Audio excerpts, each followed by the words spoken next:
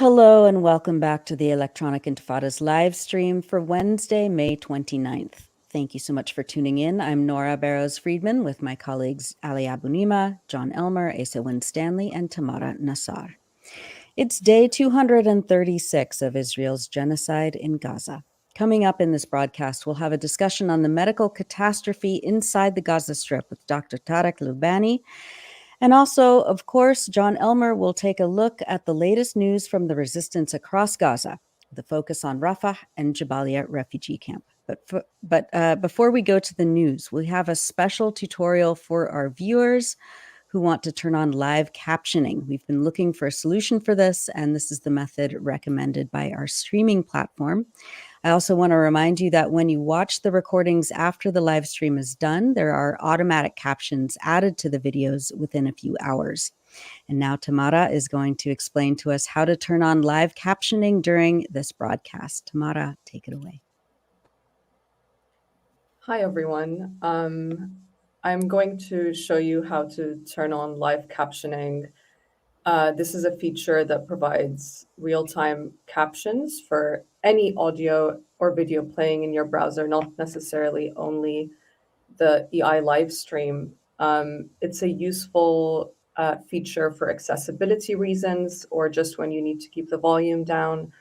We have been looking into ways of doing this, and this seems to be the most straightforward way that was recommended by our streaming service that we use.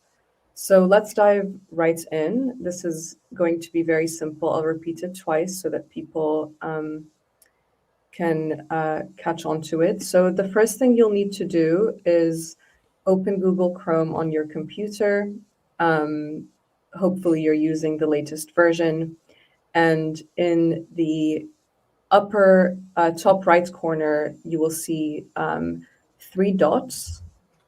And this 3-dot menu will drop down if you click on it. And from the drop-down menu, you scroll down and you select Settings. This will open the Chrome settings page in a new tab. And in the settings page, you will scroll down all the way to the bottom and click on Accessibility. And here you will find an option labeled Live Caption. So toggle the switch next to it and turn on live captioning. And that's it. So you should now see real-time captions appearing on the bottom of your video player on Google Chrome. It's as simple as that. I'll just go through it one more time very quickly. So through the 3-dot menu in the top right-hand corner, it'll drop down, click on Settings. On the left, you will see Accessibility. If you click on that, you will see the live caption option at the top. You will just turn that on through the toggle switch right next to it. And that's it. Thank you very much for watching the show, and we'll go to Nora. Incredible. Thank you so much, Tamara. There was so many people in the comments saying hi and sending their greetings and appreciation for you and for all the work that you're doing day in and day out on EI and for this live stream. Thank you, Tamara. And now a snapshot of the news from Gaza between May 25th and May 29th. Israeli occupation forces carried out a several systematic massacres across the Gaza Strip this past week, from Jabaliya in the north to Nuseirat in the center to Rafah in the south. On Sunday night, Israeli airstrikes targeted the Tal al-Sultan area in the northwest part of Rafah into the tents of internally displaced families who were told by the Israelis that it was supposedly a safe humanitarian zone. Because of the high density of the tents in a relatively small area, which are built with cloth and found materials, and the lack of roads, firefighting equipment, and water, a raging fire quickly spread through more than a dozen tents, burning people alive. At least 45 people were killed and nearly 250 were injured in the attacks. Our colleague Maureen Claire Murphy reported that Sunday's deadly attack came less than 3 days after the International Court of Justice demanded an immediate halt to Israel's military offensive in Rafah, which, the court stated, may inflict on the Palestinian group in Gaza conditions of life that could bring about its physical destruction in whole or in part. Maureen added that video and photographs that emerged from the Rafah massacre are, quote, some of the worst we have seen in the past 7.5 months, according to Al-Mizan, a human rights group based in Gaza. Those images, which I will not show here, were widely circulated around the world. They include Palestinians desperately attempting to recover charred bodies from the still raging fire, and a man holding up the limp body of a headless baby as sirens and survivors wail around him. Javed Ali, Director of Emergency Response in Gaza for International Medical Corps, gave this testimony of what he saw. This loud airstrike that we heard, we just rushed to the hospital. In about 5 minutes or so after our arrival, we started seeing ambulances coming in. So I think in total we had about 75 patients. Out of those 75, 25 were very critical. I saw the dead body of a father who was basically holding his child, perhaps around 3 years of age. They both had burned and charred. We couldn't separate them, so we had to put both of them together in a body bag. That was very, very hard. I chose this as a career for myself about 15, 20 years ago. I'm here with my peers, my colleagues, like-minded people who are here basically to save as many lives as possible. That was Javed Ali, Director of Emergency Response in Gaza for International Medical Corps, speaking to the UN's Office for the Coordination of Humanitarian Affairs. Here's a clip from a report on Al Jazeera following Sunday's attacks. They burned people. They burned them. They burned an entire block in Tal al-Sultan. What else do you want me to say? I cannot say anything. Missiles came crashing down on an entire block and people were burned. Go and see what happened to people. On Monday morning, Palestinians surveying the wreckage reported that those who survived the attacks are now again without shelter. No one has access to water, sanitation, or health services. Maureen Claire Murphy writes that, quote, the death toll from Sunday's Rafah massacre was expected to rise due to severe burns and the lack of adequate medical facilities to treat the injured. Israel has systematically destroyed the healthcare system and targeted medical personnel in Gaza, severely hindering access to urgently needed medical care. Israel has halted the movement of people in and out of Gaza after seizing control of Rafah crossing on the border with Egypt earlier this month, preventing patients from being evacuated for treatment. The movement of humanitarian aid into Gaza has also been largely choked off as Israel expands its military offensive in Rafah, which has served as the hub of humanitarian operations in the territory for the last several months. For much more on the Sunday massacre in Rafah, read Maureen Claire Murphy's report, Israeli Strike on Rafah Kills Dozens of Displaced Palestinians, and also Abu Bakr Abed's feature, A Scene of Pure Horror, on electronicintifada.net. The Palestinian Health Ministry in Gaza stated that, quote, never before in history has such a large number of mass killing tools been amassed and employed together in front of the world as it is happening now in Gaza, where the population is deprived of water, food, medicine, electricity, and fuel, crushing the infrastructure, destroying all institutions, disrupting sanitation, spreading epidemics, crushing the health system, implementing the siege, closing crossings, and preventing the entry of medical supplies and delegations. I asked Dorotea Gucciardo of the �2𝐤𝐿 Project, who is in Rafah right now, to send us a report via voice message about Sunday's massacre and how Israel has wrecked the ability of healthcare workers to respond appropriately to these catastrophic attacks. She sent this message to us on Monday. We were debriefing about our day when we heard one airstrike, followed closely by a second. The sounds these bombs make change depending on how close we are to the impact site. If we're close enough, we hear this whistling sound, and we have just enough time to think, uh-oh. Then a split second of silence. Then, boom. The next thought is a mix of relief to still be alive and, oh no, because we know that someone, some people, a family, has just been impacted. That somewhere nearby, people have just been killed. Their bodies, blown to parts we later see collected into pillowcases and blankets on TV and social media. I hear these sounds daily, and every time it puts a knot in my stomach. But last night was different.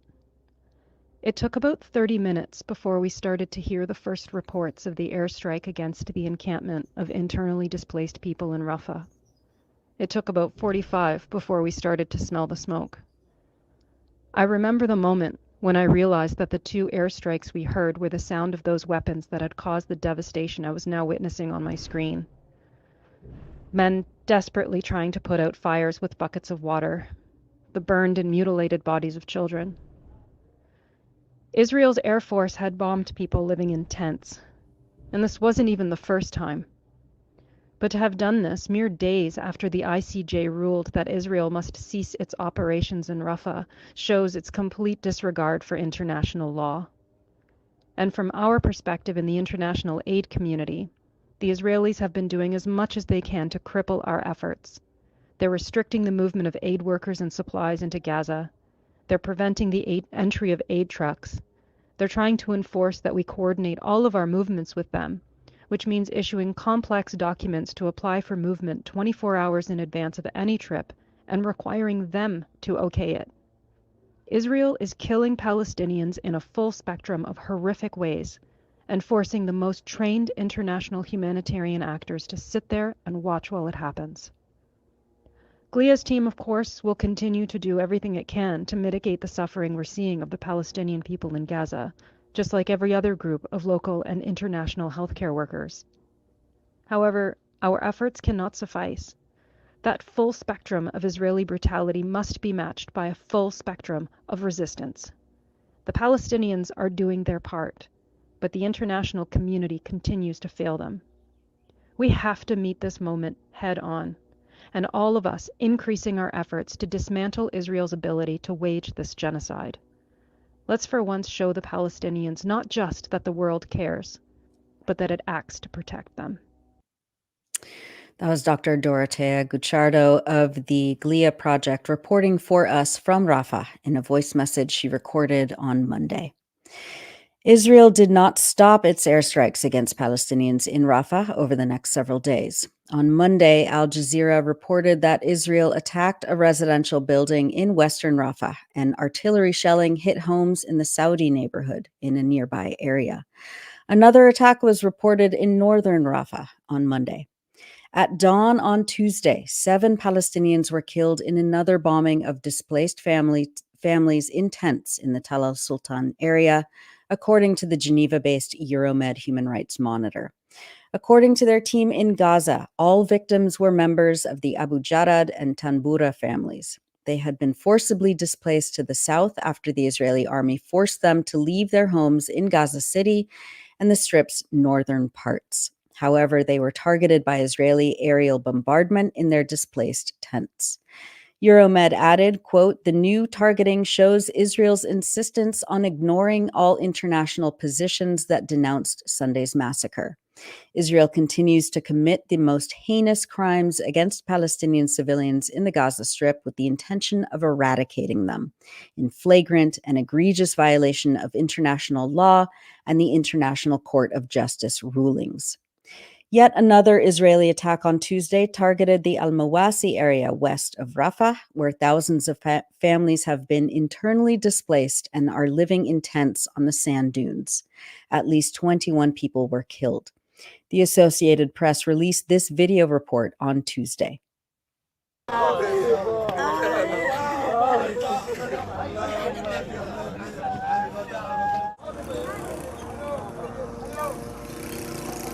صارت الضربة اللي غاد ورحنا احنا نجري نشوف ايش اللي صار. صارت الضربة الثانية حانا جنبنا، جينا لقينا الجماعة هذول حوالي 6 أو 7 أنفار منهم مقطعين، بنات خالاتي ال4، في من جوازهم في من أولادهم، تتكلموا هنا بحصيلة مش أقل من 18 شهيد. ناس قاعدين آمنين ولا لهم ولا عليهم، هذول نازحين من تل الهوى، قرايبنا كلهم بنات خالاتي.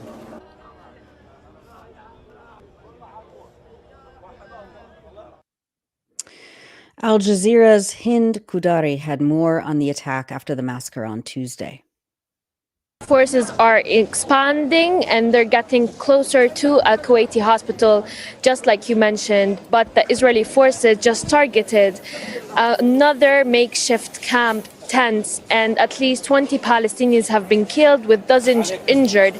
We reported yesterday that all of the Rafah hospitals ran out of service, so the only place that is currently receiving all of these injuries is an international medical corps field hospital, and this is the only way the Palestinians could get their treatment. We have been seeing videos emerging online of women, children covered with blood on the sand, where this makeshift tent was very close to the coastline and to the sea.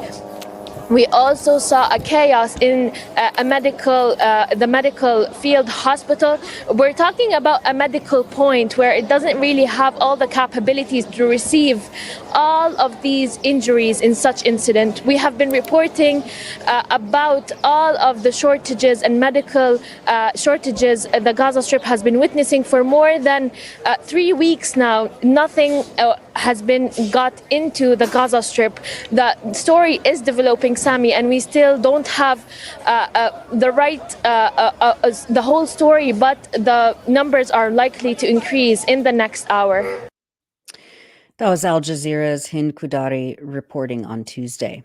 The Gaza government media office stated on Tuesday that the Israeli army's attacks over a 48-hour period, quote, confirms the occupation's insistence on committing the crime of genocide with premeditation and deliberation. The media office urged the International Criminal Court to pursue war criminals involved in the killings of tens of thousands of civilians in Gaza. Al Jazeera's reporter Hani Mahmoud stated on Tuesday that, quote, Israeli tanks were pushing deeper into Rafah from two major axes. First, along the Philadelphia corridor into the city center, and second, from the eastern part of Rafah city all the way down to an area known as the Al-Aqsa traffic circle. He added that, quote, artillery shelling there has reached as far as the vicinity of the Kuwaiti hospital, which has been pushed out of service all day. The field hospitals in western Rafah city, including the Indonesian field hospital, the Kuwaiti field hospital, and the Emirati field hospital, are also out of service. They are pushed to relocate to the evacuation zone in western Khan Yunis al-Mawasi. Meanwhile, people are trying to find shelter anywhere they can. The United Nations reported this week that since May 6th, more than 945,000 people have been displaced from Rafah and 100,000 more in northern Gaza. Families who were in Rafah are now sheltering in the central areas. Our contributor 𝐓𝐻𝐿 Abed filed this report for us just before airtime. 3 days after the Rafah massacre, hundreds of thousands of people have been fleeing to Deir al-Balah to secure some safety, despite there is no safe zone in Gaza. Here in one of the main streets in Deir al-Balah, as you can see, homes are dotting the street. We have here one of the families, Rayhan's family, who lost 6 of their children, who were burned alive. They buried them 2 days ago, and then came to Deir al-Balah to have a hellish life where there is no water, food, or any supply. That was our contributor 𝐓𝐻𝐿 Abed from Deir al-Balah. In northern Gaza, Israeli airstrikes killed at least 15 Palestinians in Jabaliya refugee camp on Sunday. People used their bare hands to dig through the rubble of a residential building hit by Israeli airstrikes. For more than 2 weeks, Israeli forces had been systematically targeting areas of Jabaliya, leaving mass destruction and devastation. Reporter Anas Al-Sharif stated on Monday that occupation forces continued to bulldoze the lands of the Fallujah cemetery and destroy hundreds of homes and residential squares. The occupation forces target anyone who tries to move in the streets of the camp and fire extensively at the Abu Sharq roundabout and at the Al-Fallujah neighborhood, he said. On Tuesday, Israeli forces struck the Fallujah area west of Jabaliya refugee camp, injuring Palestinians who just started to try and return to the area after Israeli forces withdrew. One medic told Al Jazeera Arabic on Tuesday that, quote, We, the paramedics and ambulance crews, are also targeted by armed drones. Minutes ago, artillery shells fell in the area, killing more people.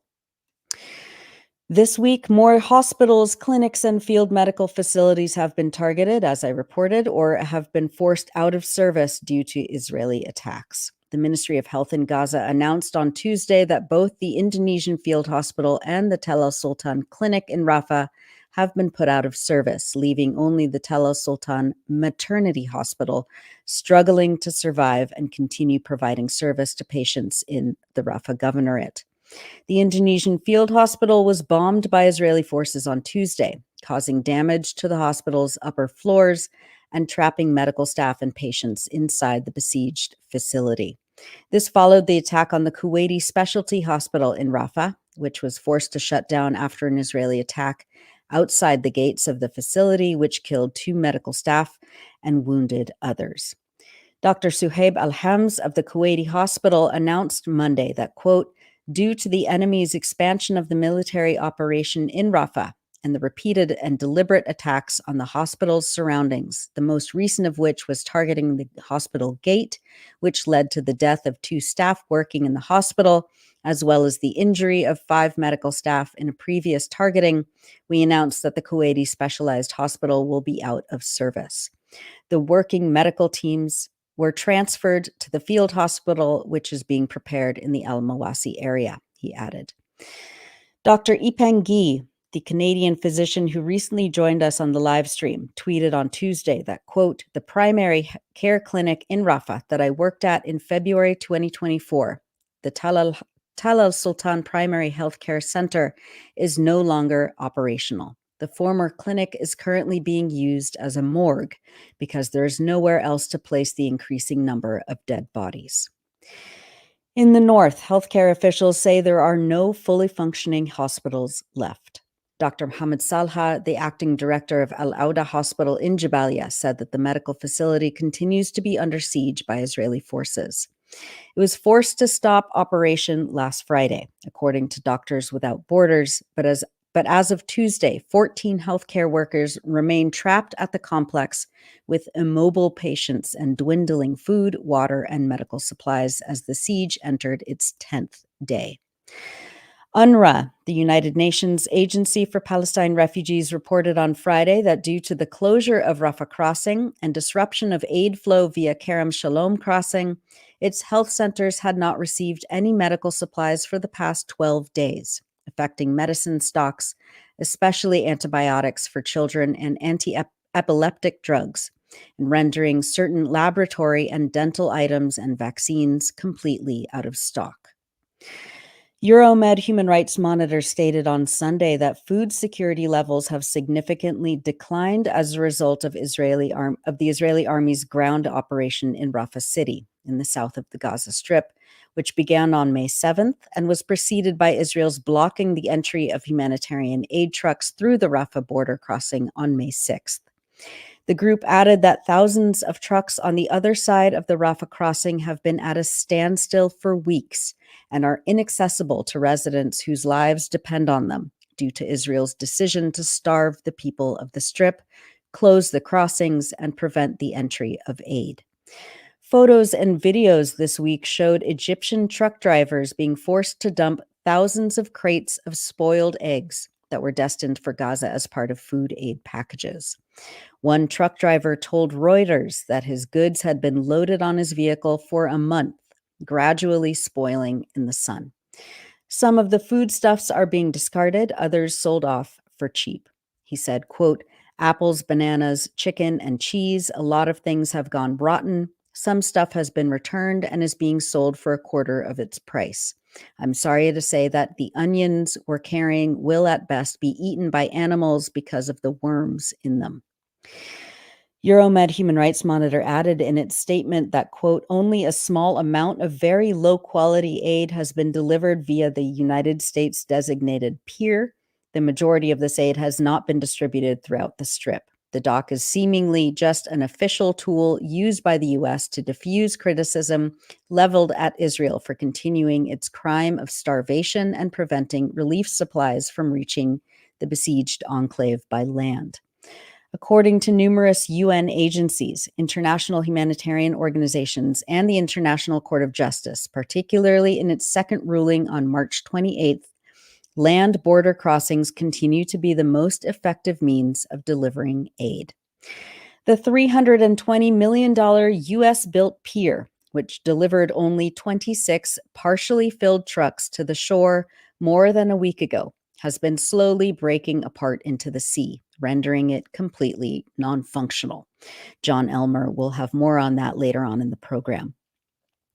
Euromed Monitor added, quote, as the source of the famine, the international community has a legal obligation to put an end to the crime of genocide that Israel has been committing against the people of the Gaza Strip since October 7th, 2023.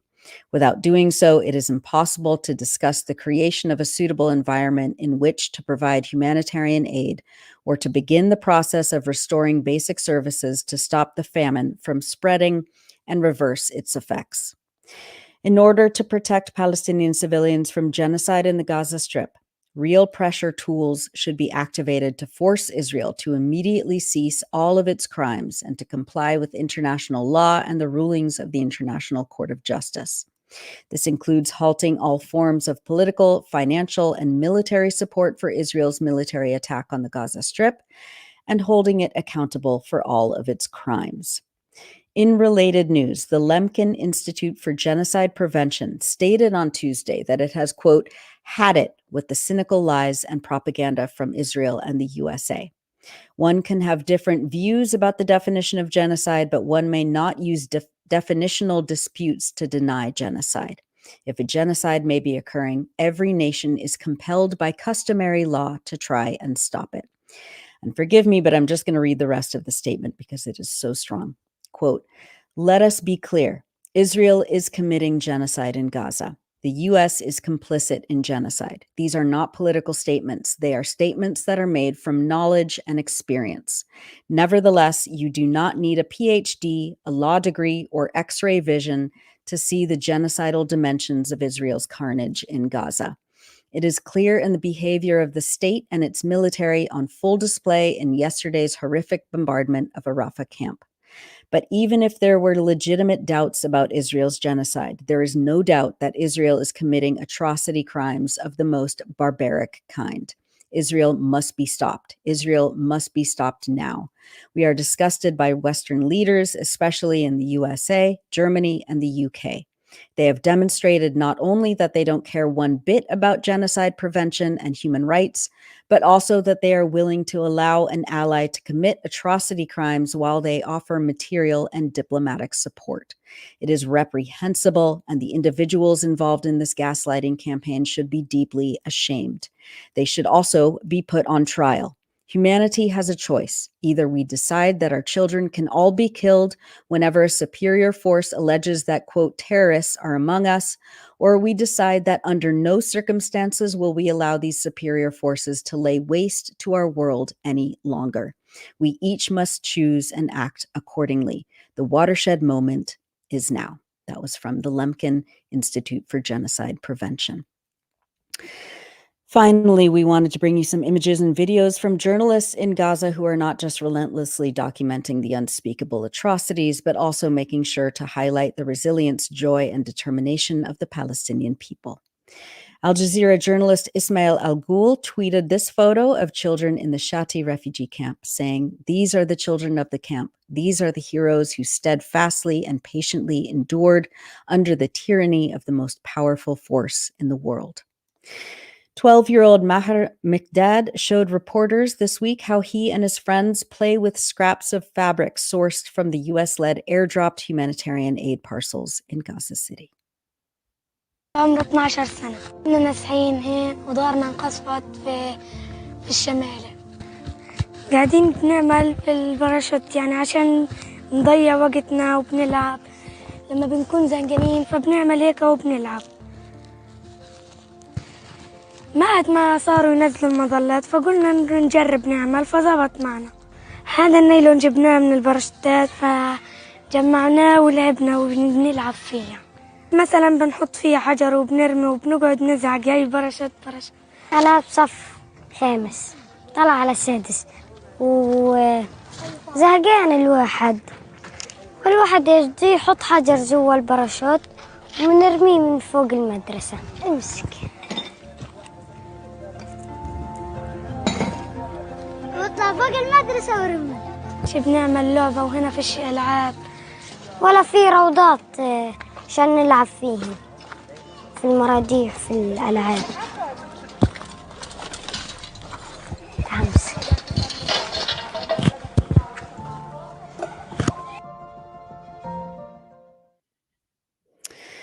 An 𝐓𝐡𝐞 group in Deir al-Balah lifted people's spirits this week, as reported by Al Jazeera.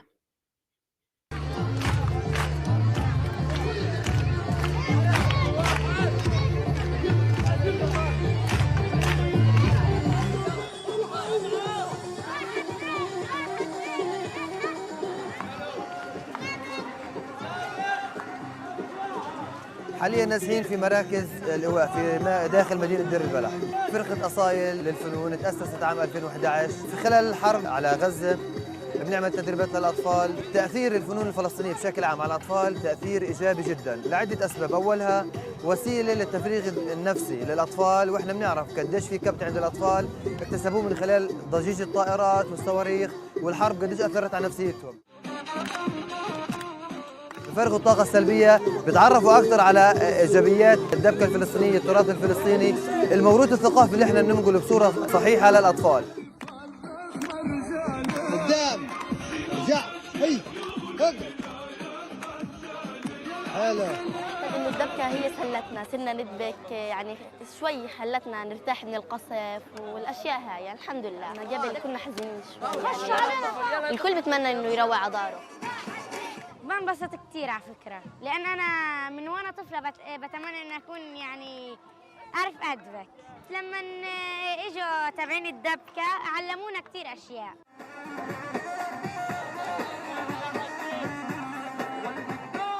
إحنا بنفرغ طاقتنا بالدبكة، والدبكة يعني بتخلينا ننسى الحرب وننسى القصف. أنا بتسلى بس فيش حد أحلى من إنه نرجع لبيوتنا. كنا على أمل يعني كل يوم إنه نرجع على بيوتنا، بس بعد 7 شهور خلص تحطم أملنا. And that's it for the news roundup. As always, go to electronicintifada.net for much more, especially to read our new features by our phenomenal writers in Gaza. You're watching the Electronic Intifada live stream. I'm Nora Barrows-Friedman with my colleague Ali Abunimah. Hi, Ali. Oh, you're muted. Hi, Nora. Thank you again for such a comprehensive news summary. It's all really unbearable. We're all just trying to hold on from day to day. But the things that really uplifted me this week was seeing our dear beloved Abu Bakr, even despite the horrific situation, he went out and did that report. He wouldn't want me to say this, but that short report took him hours just because of the difficulty of finding internet in order to be able to upload it. But he wanted to be part of this.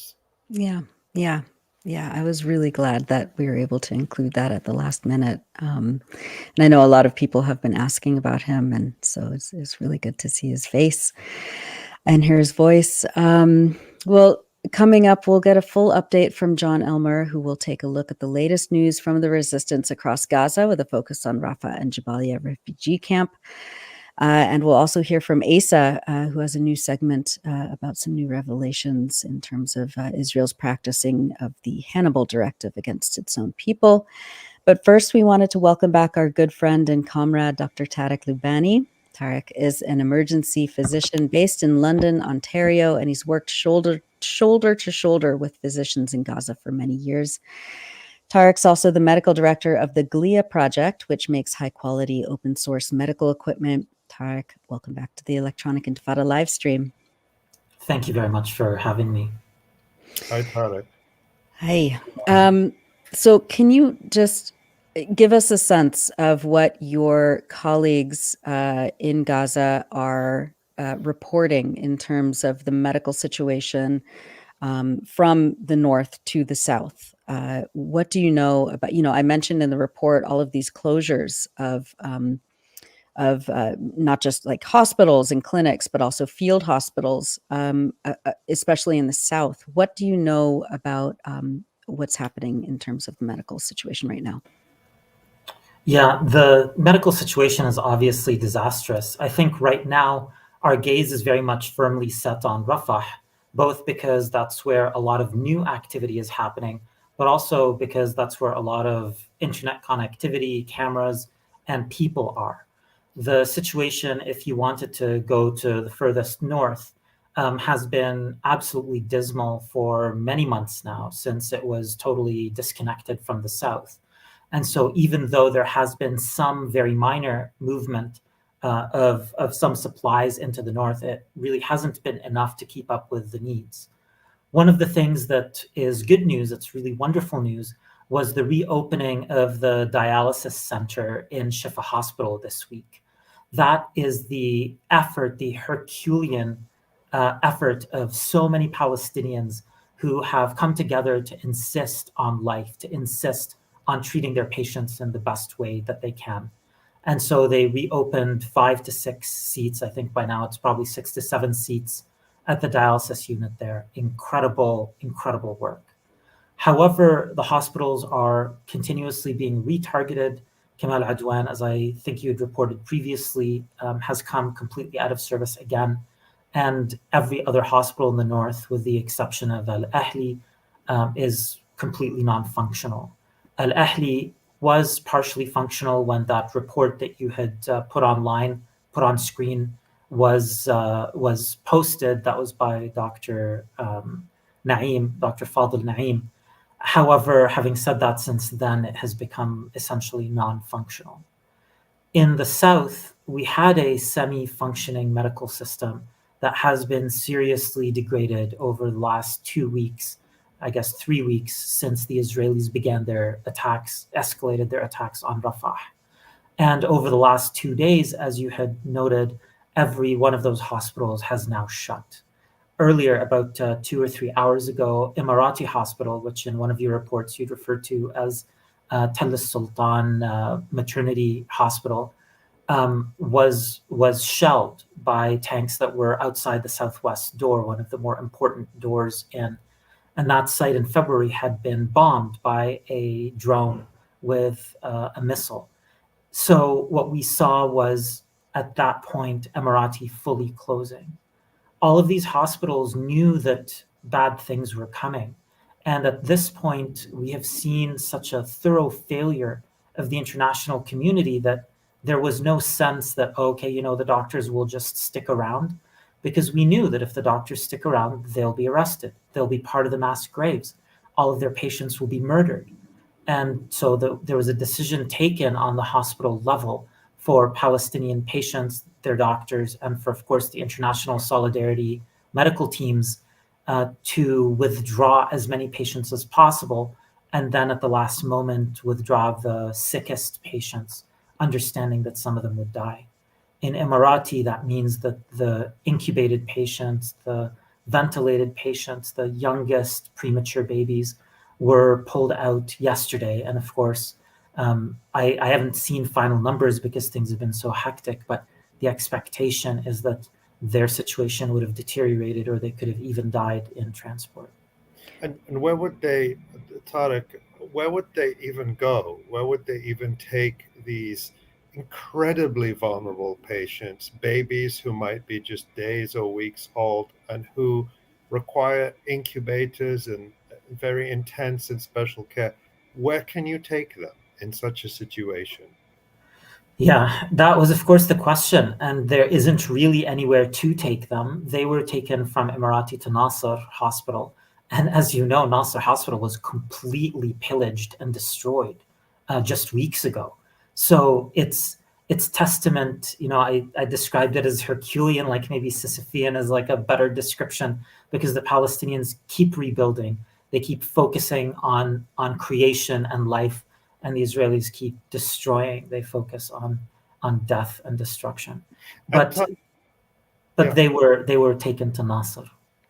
And Tarek, at this point, is there any pretense by Israel, that it is not just directly and deliberately attacking the hospitals? I mean, do they still pretend that this is somehow incidental or accidental, or that did they still tell the lies about Hamas having command centers, or they just do it knowing that no one with any power or authority is going to stop them? No, I mean, no, they don't issue any explanations or communiques.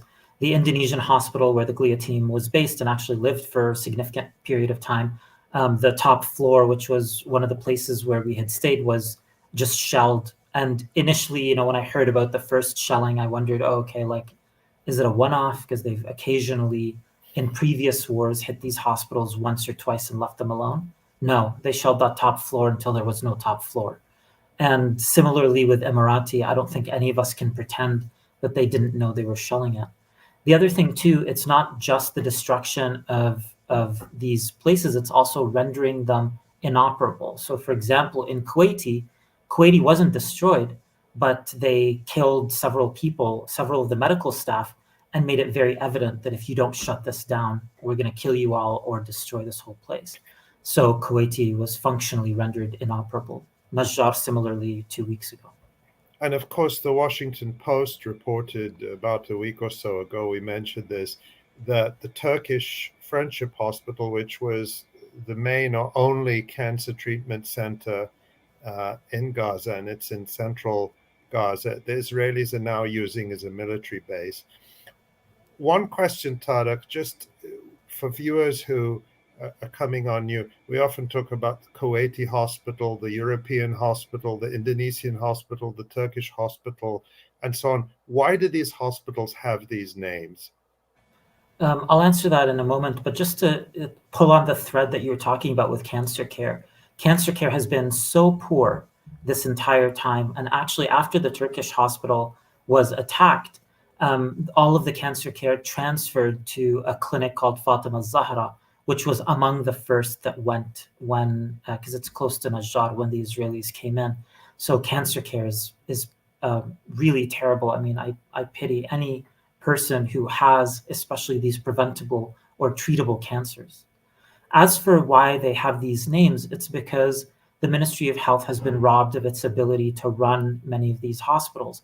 And so in order to make them work, they enter into partnerships with either national governments or with aid agencies from those governments. So for example, the Emirati hospital, the one that you guys referred to earlier as the Tel Sultan Maternity Hospital, that's sponsored by the Red Crescent in the UAE, the Kuwaiti hospital similarly by the Red Crescent in Kuwait, and so on, the Mercy Corps Hospital and so on.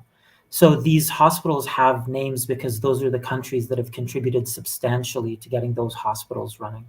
They all remain, not to get too in the weeds here, they all remain under Palestinian control, direction, and sovereignty. However, they're run, organized, and funded in conjunction with these national governments.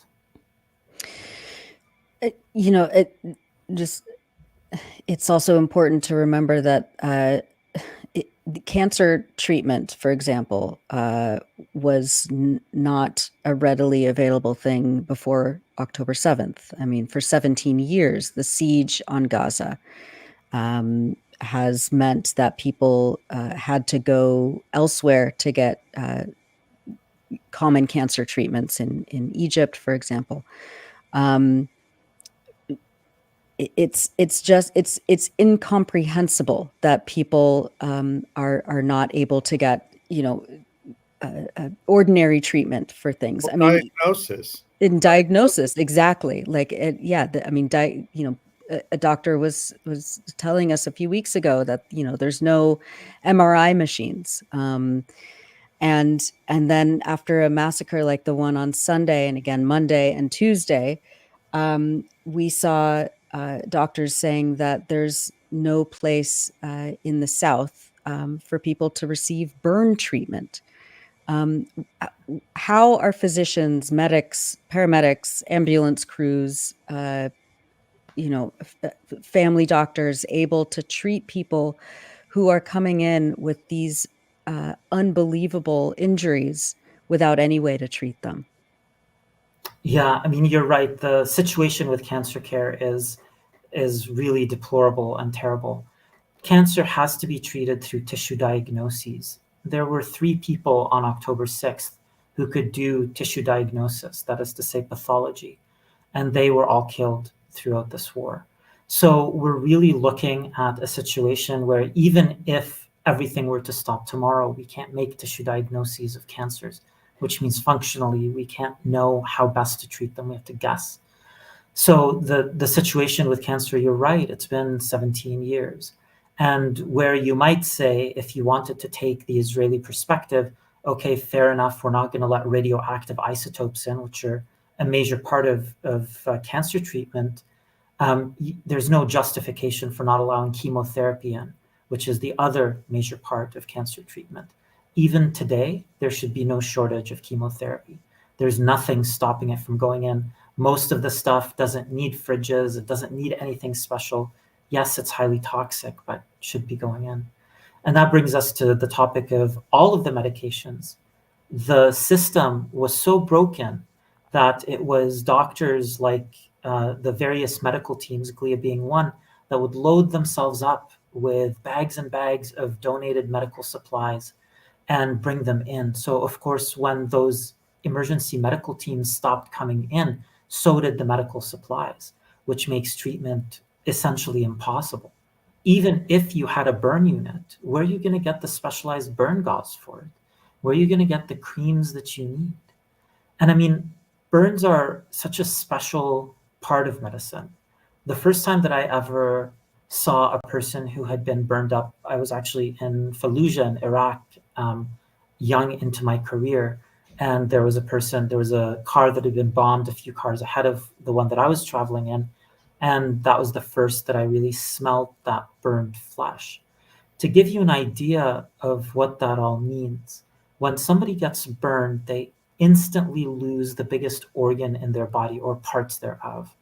The people who were in the tent massacre, those who fried to a crisp, who charred, those people, they were going to die. But not everybody else has to die. Not everybody who gets burned has to die. If you can treat them with the proper gauzes and burn dressings, then you'll end up in a situation where those burns don't get infected. When somebody loses their skin, they also start to lose a lot of fluid. Your skin retains a lot of your fluid. And so you have to replace that fluid very quickly. Well, where are the IVs? There are no IVs. Where are the fluids? There are no fluids. Where are the trained people? There are no trained people. We're talking about the burn victims going to what now we refer to as TSPs, trauma stabilization points. And those TSPs were so ill-equipped that they could not care for the burn patients who came, because the job of a TSP is to stabilize a severely injured patient and to send her, him, or them over to someplace where they can be provided definitive care. Well, the run on Rafah was so fast that there was no way. Every team was pinned down. Our team, our GLIA team, has already been displaced twice in the last 3 weeks. And so that is the same case for every team, Palestinian and international. Of course, the Palestinians, many more than twice. So we're talking about a place where you can't provide the care because you don't have the equipment, you can't move the people, and you can't provide the care on the location because you're worried, you're pinned down, you're worried, you can't go into the open, you can't freely move so you can take care of your patient. And none of the systems are set up for that.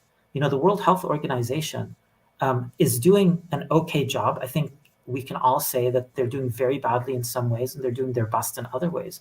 The World Health Organization was set up for floods and earthquakes. They weren't set up for a genocidal, maniacal army trying to exterminate everything in its path. So of course it doesn't know what to do right now. Of course they don't. Most of the international medical teams that are really experienced are also experienced in wars where there was respect for medical teams. When I was in Ukraine, I never worried that the Russians were going to bomb me in the hospital. I never worried that when I was in an ambulance, somebody was going to kill me. These things, as much as people want to vilify the Russians, we never worried about that. And yet in the Gaza Strip, our teams worry every moment that they are next. And I want to say that's even with the privilege of being internationals. Never mind the Palestinians, of whom hundreds have been killed already, hundreds. And another probably 100 or 200 are in some kind of torture death camp outside of Gaza, just waiting to either die or sometime be released. And Tarek, you talked about how people with these horrific burn injuries cannot be properly treated inside Gaza, which means that people who could be saved, people who could live, will probably die. And that's just must be a dreadful reality for doctors and medics who know that they could save patients if they had the medical equipment. But now there isn't even a chance for any of these people to be evacuated from Gaza because Israel invaded and closed the Rafah crossing now, is it 3 weeks ago? So even though very few of the tens of thousands, perhaps hundreds of thousands of injured people now in Gaza were able to leave Gaza for medical treatment, but there was a small number who could leave and who were taken out. And I don't know if it was the most severe cases. Certainly these burn injuries would be considered among the most severe cases. But talk about the effect of the ongoing Israeli closure of the Rafah crossing, both to patients like this and to medical teams like the 𝐄𝐿IA team and other teams, where you now have people, doctors and medics outside Gaza who want to come in who can't, and you have colleagues who are in Gaza who would not be able to leave if they needed to be rotated out. Talk about the closure of Rafah. Yeah, and I mean, to talk about burn deaths, every doctor who has been in an emergency long enough or has dealt with burn deaths has sat with a patient. There are burns so severe that it doesn't matter how quickly you get to them, that patient will die. Burn deaths are some of the most traumatic for everybody involved because they're awake. They're looking at you, they're talking to you, and especially people who have, let's say, 100% burns, you know that those people will die. There's not much that you can do to salvage that. And so sometimes, all of us, I have sat, inhaling the charred sort of smell of the patient in front of me, knowing that he or she will die, holding their hand and just waiting for that moment to come as all of the steps go through and their body fails until that moment. That inevitability is now being translated, just like you had said, on patients where it's preventable. And so you have doctors, and we hear these stories. I hear this from my colleagues who are absolutely devastated. Each of us has the one kind of case that we have a really hard time with, but very few doctors are able to tolerate or able to stand the burn cases because they're awake, they're looking at you, they're begging you, they're burned, and in these cases that they can be salvaged, that they can be treated if only you had some antibiotics, if only you had the burn dressing, if only you had the ability to transfer them out. The closure killed so many patients. The day that the closure happened, there were 68 patients waiting to exit into Gaza, into Egypt. Those patients are almost certainly dead because the patients who hit those lists were not the patients who were okay. They were the patients who were already on their way to death. And that was one of the best ways that we could sort of try to treat them. Those patients are almost certainly dead. And since then, you can imagine at least 100 or 200 or 300 who've needed transfer and haven't been able to transfer. And those numbers just go up and up as the Israeli attacks intensify. So when you're talking about the closure has had basically 3 devastating effects. We can't get the patients out. That's a devastating effect. We can't get medication in. That's a devastating effect. The only mechanism for getting the medication in was Rafah border for quite a while, for literally months, from December 25th, 2023 until May 6th. That was the only way that medications and medical supplies was getting in any meaningful quantity. And then the third thing is the movement of international staff. Now, I want to be very, very clear. International staff have not experienced any suffering as compared to our Palestinian brothers, sisters, and siblings who are in the hospitals and who are in the healthcare system. However, one of the things that we were able to do, that many teams were able to do, was to provide a little bit of relief, a little bit of solidarity to sort of help mitigate the worst parts of being a healthcare worker in these hospitals. And so now those teams can't rotate. On the day of, the GLIA team got stuck, of course, so did every team. And since then, even though, the United Nations has been, I'd say, valiantly trying to get people in and out, the fact is that you have to filter through the same army that is trying to kill everybody. And so, of course, they're not going to make it easy. For example, just today, just a few minutes before air, we found out that a British doctor will not be allowed to exit. Why? Because they're like, well, he's of Palestinian origin. Well, then why'd you let him in? They're the ones who let him in, and they won't let him out. And as a result, that person now has to leave a seat empty. How many people are allowed in and out through each of these rotations? To give you an idea, tomorrow it is 5 people allowed out, now 4, because this doctor's been denied. It's not like we could replace him. And how many people are allowed in tomorrow? 5. And of them, if the Israelis make any decision at all, then they can just deny. So, for example, the very first of these rotations where the Israelis have full control, there were 4 seats for international medical staff, and 3 of them went unfilled because of various Israeli denials and procedural, I guess, tricks is the best way to describe it. 1 person went in for a rotation. We were promised this week 3 rotations of 25 each. 1 of them was completely eliminated, and then the other 2 were reduced to 20 each. That means basically 40 people. So it's absolutely, and that's for the entire system. The medical part of that, as I mentioned, is 4 or 5 per one of these episodes. So the closure is basically a closing of the little straw through which all of Gaza was breathing. But I want to take a moment to reflect on the primary sort of person responsible or entity responsible, which is Israel, but then on all the other entities responsible. Like, yes, Israel is stopping aid from getting in. Yes, Israel is stopping us from moving in and out. Yes, that is all true. However, Jordan has the keys. Egypt has the keys. If Egypt opens the keys to the border, that is it. That is the end of the blockade. If Jordan opens the keys to their border with Israel, guess what? That's the end of the blockade too.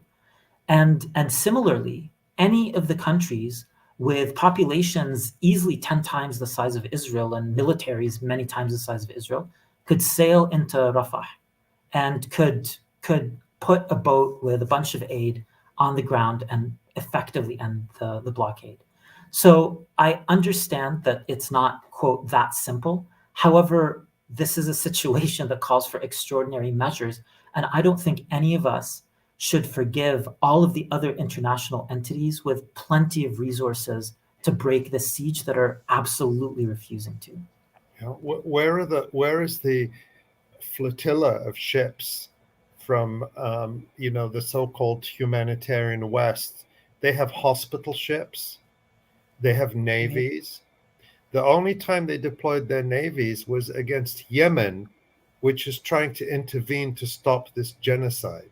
So they sent their navies out to ensure that the genocide continues. It is absolutely unforgivable. They could be doing so much more. They could be challenging Israel, the European countries that claim to uphold human rights and international law.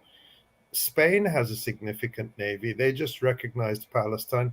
Spain sends weapons to Ukraine. Spain, even Ireland, a neutral country, has sent tens of millions of euros worth of military aid. They call it non-lethal aid, but it's still military aid.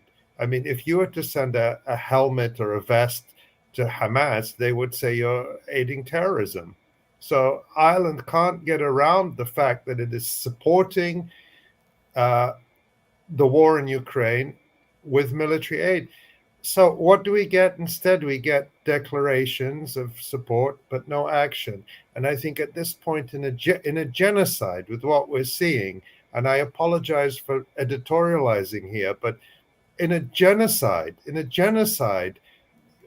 we have to get beyond simply gratitude over statements. Everyone says, people say, oh, well, what are the lessons we have learned from history? What would you do now if you could go back in time to the 1930s? What would you do now? Well, you know what? Whatever you're doing now, that's what you would have done when the Nazis were rising. If you're sitting quietly now, that's what you would have done then. If you're taking half measures now, that's what you would have done then. If you would have sat in silence as your Jewish neighbors are dragged away, that's what people are doing now. And it's not ordinary people, because all over the world we're seeing people rising up in outrage, in horror, in despair, in sadness, in solidarity, in strength. Campuses, trade unions, all over the world, just ordinary people protesting. But the institutions, the governments have failed in this genocide. And yes, it is the United States is primarily responsible. They are the ones who could turn this off with the flick of a switch, but that doesn't get the others off the hook. They could, do what you can do. Any government, the smallest government can say no more trade with Israel, no more visas for Israeli officials. If they set foot in our country, we're going to arrest them. This is all we can do, but we're going to do it. And we're far short of that at this point. And I'm sorry, but it's got to be said. Yeah, you're totally right. I don't think that this is editorializing. I mean, right now we have to make a transition as a medical corps from the idea that our medical humanitarianism, as it were, is a philanthropic measure to transitioning it into a true solidarity measure. And for medical work to be truly solidarity-based, we have to exit the frame of thinking of it as being something that is founded in neutrality. And one of the reasons why the medical system is having such a hard time helping, obviously, I think that it would be very difficult to provide medical aid under any context in Israel, but we're failing even by the minimum bar. And a lot of that is because for far too long, all of the organizations tried to maintain what they call neutrality. It's a principle of, for example, the Red Cross. It's a principle of the United Nations. But this is not a moment in which neutrality is possible. And in fact, neutrality is killing Palestinians. So, which I think you know. And I think that's why we really have to alter the frame. And what we have started to do at 𝐓𝐿IA is to match all of our medical efforts with advocacy efforts so that we can continue to both do the important medical work. And yes, it's very important to do surgeries and to see patients and to deliver babies. These are all things that the teams have been doing in the last few days. But at the same time, that is not sufficient. And not only is it our role to act against that, but it is our duty to act against that as doctors. And we have to get out of this weird Western medical frame that doctors are simply non-actors in any other domain. Finally, Tarek, I just wanted to ask a question about how you and your colleagues are doing personally. I know it's weird to talk about how you're doing when there's so much, it's incomprehensible, the amount of suffering. But how are you and your colleagues waking up every day, especially the ones who are in Gaza, and continuing to do this work, continuing to treat people the best way they can? What has it taught you personally about your own humanity? I mean, it's a big question, but what are your thoughts? What's going through people's heads and hearts right now as medical workers? I mean, it's not an exercise in tokenism to say that like the Palestinians have to be at the center of even our experience of our own suffering, right? Like, yes, of course, I'm suffering. Yes, of course, the members of 𝐓𝐿IA who are on the ground are suffering. You know, one of them finally was able to evacuate yesterday, and that person is suffering. You know, even having evacuated, everybody is suffering. However, at the same time, we have to understand that we all chose to be there. We all chose to go in, and we can more or less choose to come out. Our team has been stuck for 3 weeks. Palestinians have been stuck for 8 months plus 17 years plus 75 years. You know, it is incomparable. So I think one of the things that we always do is we review what we're experiencing in the context of the people with whom we are in solidarity, the Palestinians. In our case, because we feel so close to them, the healthcare workers, but truly the whole population. And so we first acknowledge and recognize their suffering. Now, in terms of ours, I mean, yeah, of course, like we have, for example, in my case, wanting to go into Gaza and being repeatedly denied, arrested, deported. You know, this has been devastating personally, but if I contextualize it, if I leave it just floating, oh my God, I was deported and not allowed in, then it's very hard to understand what's happening. But if you contextualize it inside the exile of Palestinians, that my grandmother never had the prospect of going into Gaza after she was exiled. My grandfather could never imagine going back. And here I had the possibility, then it takes on a different flavor. And similarly, when we watch the suffering of the Palestinians, it gives our own suffering meaning because we are in solidarity with them. So yes, people are broken. You know, when the tent massacre, and I must say, like, I never thought that we would have so many sub-massacre types. You know, it's been devastating to kind of have to invent new types of massacres to describe the depravity. But when the first tent massacre, because they have numbers now, you know, when the first tent massacre happened, the 𝐓𝐿IA team heard the explosion right away, and then saw the smoke right away, and then half an hour later smelled the burning bodies. And when you smell the burning bodies, like there's nothing else that smells like that. You don't wonder to yourself, what am I smelling? You know what you're smelling. So in that context, you know, they really were devastated. And then to see all of our plans, we had so many contingency plans, and all of a sudden the team's on the run because they were pinned down, and then all of a sudden they can't stay where they're staying. They have to move to another safe house. And that's disorienting, and that's devastating, and that's damaging. And so they're hurting, but their suffering can't be resolved. Like, you know, so one of them left. At this point, two of our team have managed to leave, but their suffering hasn't ended. Why? Because their suffering is fundamentally intertwined with the Palestinian suffering. And so the only way for the people who have seen these, you know, horrific scenes to start to heal is to know that the victims of those scenes are starting to heal. And the only way for that is a just peace, not even a ceasefire. I think a ceasefire is a bare minimum line. It really is a just peace that they have to have for us all to feel like we're going to be okay. Dr. Tarek Loubani, you're a good friend and an amazing humanitarian and physician. You're also the medical director of the 𝐓𝐿IA project.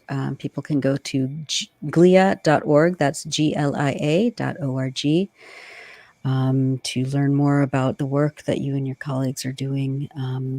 And I'm always appreciative of you. And thank you so much for being with us on the live stream today. Thank you guys for your amazing work as well.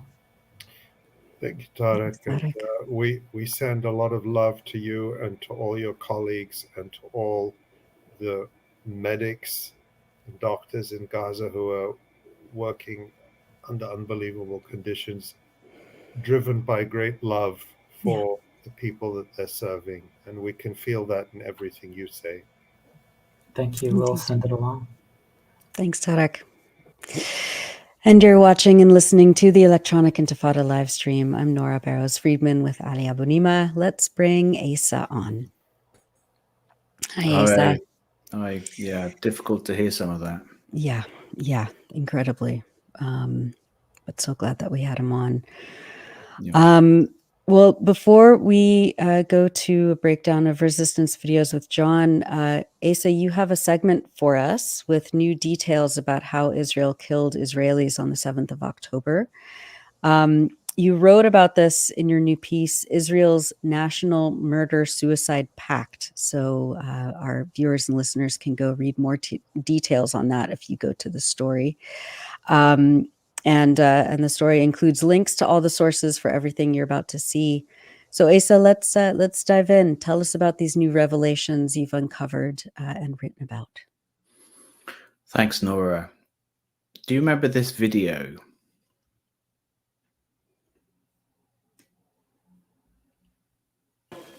Thomas waited 2 agonizing days before getting the news.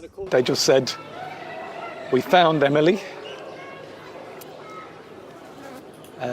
She's dead." And I went, "Yes!" I went, "Yes," and smiled.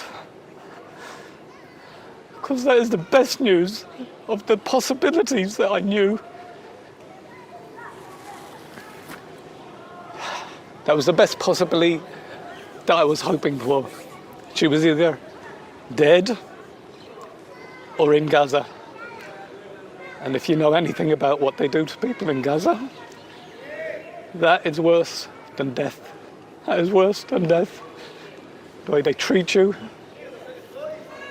They'd have no food, they'd have no water. She'd be in a dark room filled with Christ knows how many people, and terrified every minute, hour, day, and possible years to come. So death was a blessing, an absolute blessing. I do remember that. That man was, of course, and is, of course, Thomas Hand, an Irish-Israeli settler. Now, believe it or not, he was talking there to CNN about his reaction when he was told by Israeli occupation authorities that his daughter, Emily Hand, had been killed on the 7th of October. And like many people say, he's not exactly going to win Father of the Year award anytime soon. For sure. I mean, I can see people saying that again in the chat. Thankfully, as we know, it turned out that Emily was alive and she was in Palestinian captivity in Gaza, and she was released unharmed as part of the prisoner exchange deal during the short-lived truce that took place in November. So what have we heard from Thomas Hand since then? Well, quite a lot. He's practically been on an Israeli government world tour by now, despite what an unsympathetic person he seems to be. Last week, the Israeli Foreign Ministry even tweeted this tweet you can see on screen here, an attack on the Irish government after they announced that they were recognizing Palestine as a state. This decision will reward the monsters who kidnapped Emily, they claimed. Unbelievable. Yet she seems to have been treated humanely during her time in Gaza, despite what her father envisioned. Absolutely. Hand's macabre statement that death for his daughter would have been a blessing compared to being held prisoner by Palestinians was, of course, complete nonsense. Hand's attitude towards his own daughter only seemed to get worse after she was released. And we discovered an Israeli TV interview with Thomas and Emily from February. Apart from a few exchanges in Hebrew with Emily, the interview was mostly conducted in English, and we're going to play a clip from that now. Believe it or not, in my head, at the time when she was captive, I knew that the IDF had to do everything in its powers to destroy Hamas, primarily, and to do whatever they could to find and retrieve the hostages. And within that thought process, I realized that she could be bombed, could be shot by friendly fire. That was a price that in my head, I could say, yeah, okay. So long as we destroy Hamas, so long as the government and the military finish the job they've started out to do. If not, everyone who's died, hostages, all the massacres, all the terrible things that happened is pointless, a waste of time, effort, and lives. We have to finish the job completely. And I really don't care what the world says. I really don't care. Doesn't matter what I say, they'll think whatever they want. He said this about his own daughter right in front of her. And she obviously looks uncomfortable. And you have to wonder if she's going to want a relationship with him when she's older and can kind of fully grasp the psychological brutality here. Well, indeed. And the surprising thing was, from what I found in my research, that Thomas Hand is far from the only Israeli with such a weird attitude. And many Israelis seem to accept the fact that other Israeli civilians, soldiers and civilians, and sometimes even including themselves, will end up being killed by their own military, not by Palestinians, by their own military as part of the price to pay for wiping out the indigenous people in Gaza. Of course. And this is called the Hannibal Directive. Right. As our regular viewers and listeners since the 7th of October will know, Israel's got a military doctrine called the Hannibal Directive, which, when enacted, allows them to kill their own people in order to prevent them from being captured alive by Palestinian or Lebanese or other Arab resistance fighters. I won't repeat all our past coverage in depth right now, but while I give you the short version, Tamara will put on screen some of the many articles and videos that we've done on this, which you can go back and look at after the stream. So on the 7th of October, Israel scrambled multiple fighter jets, drones, and Apache helicopters within minutes of the start of the Palestinian assault. And there was video released by the Israeli military itself on this. And we posted a copy showing this happening in real time. And we posted a copy of it in November. This is the video here and the article that we did about it in November. Now, YouTube censors have actually added an age restriction to that video. So we're not going to play it right now to hopefully avoid that sort of soft censorship, if you will, happening again. But as long as you've got a 18 plus YouTube account, you can go and watch this video after the stream. And you can see that this distinctive green sort of heat footage. And what it shows is multiple civilian vehicles and groups of walkers of uncertain identity being shot and bombed. And lots of these videos were also collected in the Al Jazeera documentary called October 7, which was released in March. Now, according to Israeli media sources, quote, in the first 4 hours from the start of the battles on 7th of October, helicopters and fighter craft attacked about 300 targets, most in Israeli territory, end of quote. Now, according to an Israeli Apache helicopter pilot, more than one pilot actually, who was interviewed in the Hebrew language press, they were instructed to, quote, shoot at everything they see in the area of defense, end of quote. The pilot was quite clear in that quote that this fire was indiscriminate. So it would have included Israeli captives themselves. And we have many testimonies confirming that that did indeed happen. Exactly. And they also sent tanks to flatten homes inside the kibbutzim, especially in kibbutz Be'eri.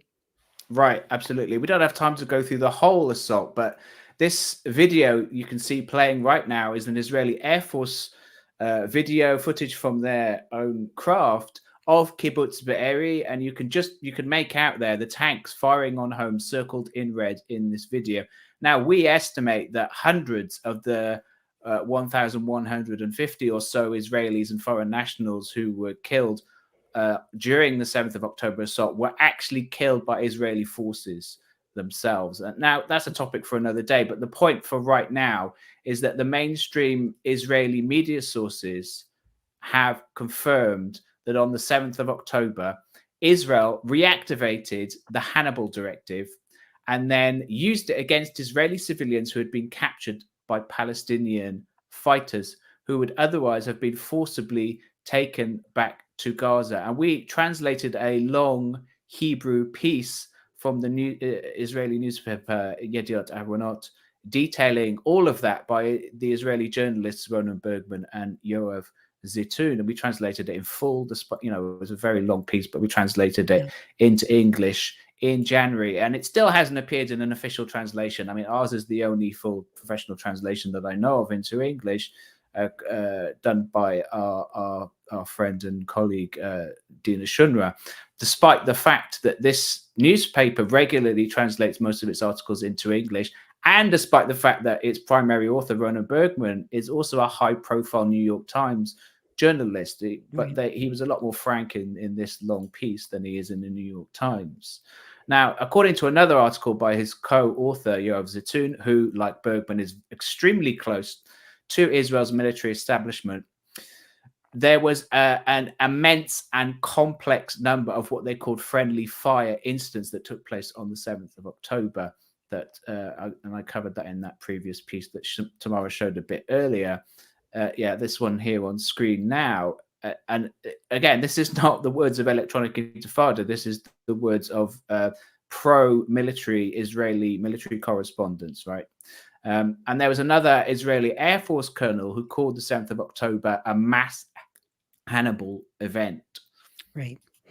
And this policy of shooting at everything that moves has not stopped, right? I mean, right now, Israel is shooting and bombing everything and everyone in Gaza, including even captured Israelis who they're ostensibly in Gaza to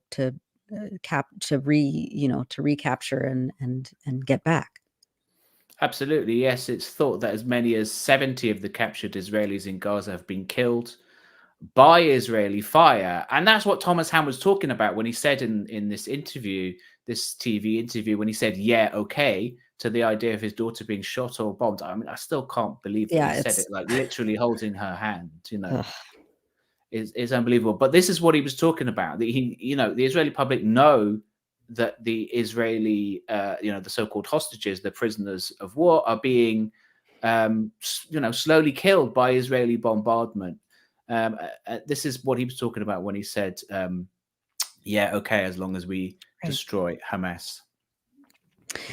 Asa, you mentioned that there were others examples of this Israeli phenomenon.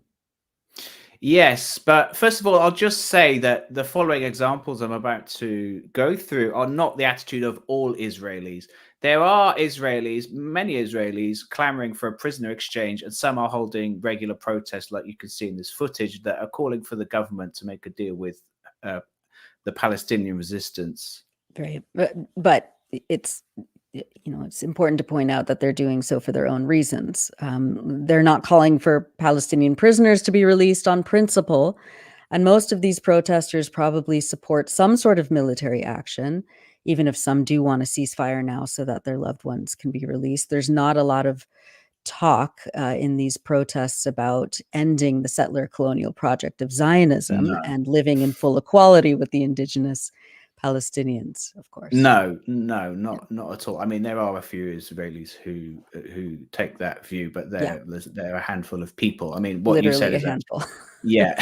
what you've said is absolutely right there. But I just wanted to put that disclaimer on what we're about to see as a factual point, because some of it is pretty shocking, and I don't want to overgeneralize. So the first example is one that actually Tamara found and drew to my attention, and it's this video we're about to see, which was shot and produced by the New York Times.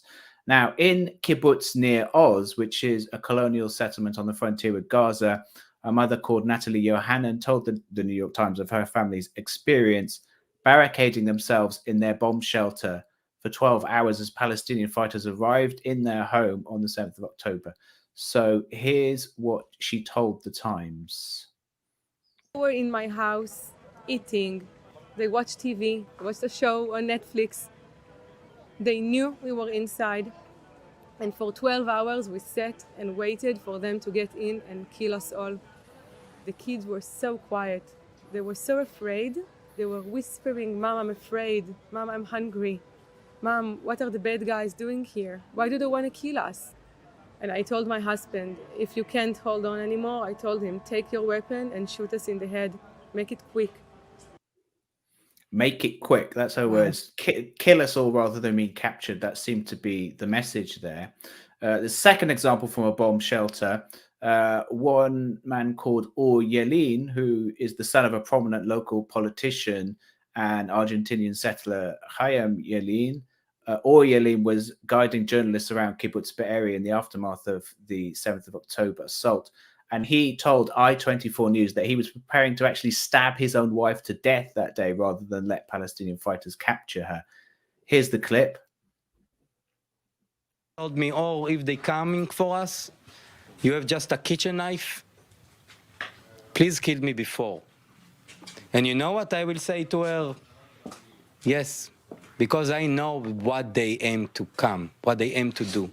To torture, maybe they will rape her, and after it, they will tear her apart and then kill her. This is the reality. The third example is even more shocking, if that's possible. A woman called Shani Goren, who was a resident of Kibbutz Nir Oz, was captured by Palestinians on the 7th of October. Now, she and her group of Israelis were being forcibly taken to Gaza. While that was happening, she was attacked by an Israeli attack helicopter who fired on them all, captors and captives alike. And you can read more about that in David Sheen and Ali Abu Nama's article from March, which you can see the headline there. An excellent and really comprehensive article there. And now what happened was all of the Palestinians were killed.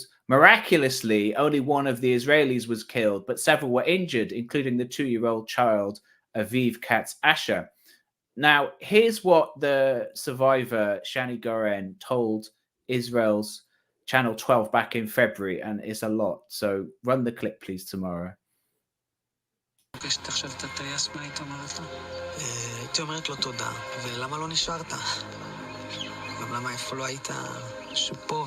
להוריד את כל מי שכאן.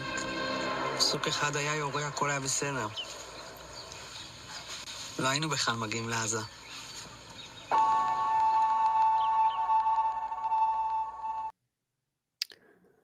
Unbelievable. Yeah, for those listening who don't know Hebrew, what was said there was the interviewer asked Goren what she would say to the attack helicopter pilot who fired on her if she could meet him. Her reply was, quote, "Thank you, and why didn't you stay? Also, why weren't you there? Why weren't you here to take down everyone here? If one helicopter had fired, everything would be okay. We would never have gotten to Gaza," end of quote. So, like, to emphasize, she's saying take down everyone. She wanted everyone to be taken down, implicitly including herself and the two children. So not only did she approve of the death by helicopter gunship fire of the woman who did in fact die, an older woman called 𝐓𝐡𝐞 𝐄𝐥𝐿, but even seems that she was willing for the whole group to die, again, including herself and 2 children, as long as it meant stopping captives being taken to Gaza. I mean, it's so shocking to hear, this very like open death wish against people like her and the other clips that we saw, and their children. And what is behind all this, Asa? How can we understand this? Yeah, it's a big question. Well, in one word, colonialism. Settler colonial fantasies about the uniquely evil nature of the natives. Now, notice in those example clips, implicit in what they're saying is the belief that being held prisoner by Palestinians is the worst possible thing that could ever happen to them. They are, in essence, claiming that the uncivilized Palestinians would murder, torture, or rape them. They're claiming that imprisonment by Palestinians is literally a fate worse than death. And some of them even said as much explicitly. Remember what Yelin claimed was that Palestinians would have abused and killed his wife.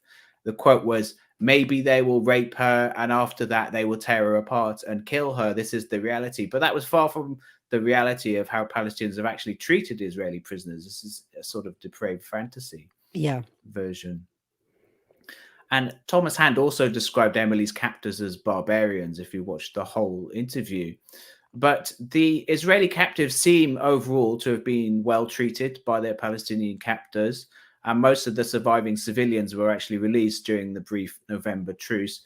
almost all of the remaining captives are soldiers, including some high-level officers, reportedly. Now, as regular viewers and listeners will also know, Israel's claims about mass rape have been totally debunked, not least by this live stream, and there's still no evidence of rape of Israelis taking place on the 7th of October, and not one single alleged victim has been named, either alive or dead. All of this despite 8 months of lurid Israeli fantasies about natives raping their women. Exactly. And it seems like some Israelis would literally rather die and have their children die than allow Palestinians to live. Yes, and the sad thing is that this indoctrination into this sort of murder-suicide cult starts from a young age. Many Israeli school children visit this archaeological site, Masada. Right. It's a Roman fortress, and it is supposedly the venue of a last stand of a Jewish sect called the Sicarii in 43 AD. In 73 AD, and the story goes that the fighters killed their own families and themselves rather than be captured alive by the Romans. But actually, all of that is a myth, and despite his best efforts, excavations in the 1960s by the war criminal Israeli general and archaeologist Yigal Yadin found no evidence of mass suicide, and certainly not a mass grave. Even most Israeli archaeologists no longer accept the myth that Yadin created, and some even say there was no siege at all. But even if it had been a true story, it would have in no way justified Israel's murder-suicide rampage. Right. Yeah, Masada is pretty famous, and many Israelis, Jews, and Christian Zionists from all over the world are taken there on visits and sort of as like a preliminary indoctrination into this cult. There's a motto that goes, "Masada shall not fall again." I remember seeing T-shirts in Jerusalem with that printed on it. It is part of this indoctrination. Yeah, for sure. And there was a recent essay in the Israeli newspaper Haaretz by the Israeli literature professor Yoav Rinon on the screen here, and he put it like this, quote, "Contemporary Israeli identity is rotten. In other words, the myth of Masada, along with the myth of Samson, means that the murder-suicide pact is deeply ingrained into the Israeli collective psyche. And Samson, of course, in the Bible story, carried out a kind of primitive suicide attack against the inhabitants of an entire building in Gaza." Well, all of this might help explain why some Israelis seem so keen to be Hannibaled by their own people. Yeah, and remember that Hannibal was a Carthaginian general who fought the Romans, and he also killed himself rather than be taken alive by his enemies. So back to Thomas Hand, has he ever expressed any contrition or apology for saying he was gleeful to hear of his daughter's death? No, he hasn't. But in a recent interview with Piers Morgan, he did clarify that he had never wished for her death. So let's play that clip. Just correct you there. I never ever hoped that she was dead. But when I was told that she was dead, I was relieved that she wasn't going through all this suffering that the rest of them. Yeah, I'm sorry. That's an important clarification. I'm sorry. Yeah, you're right.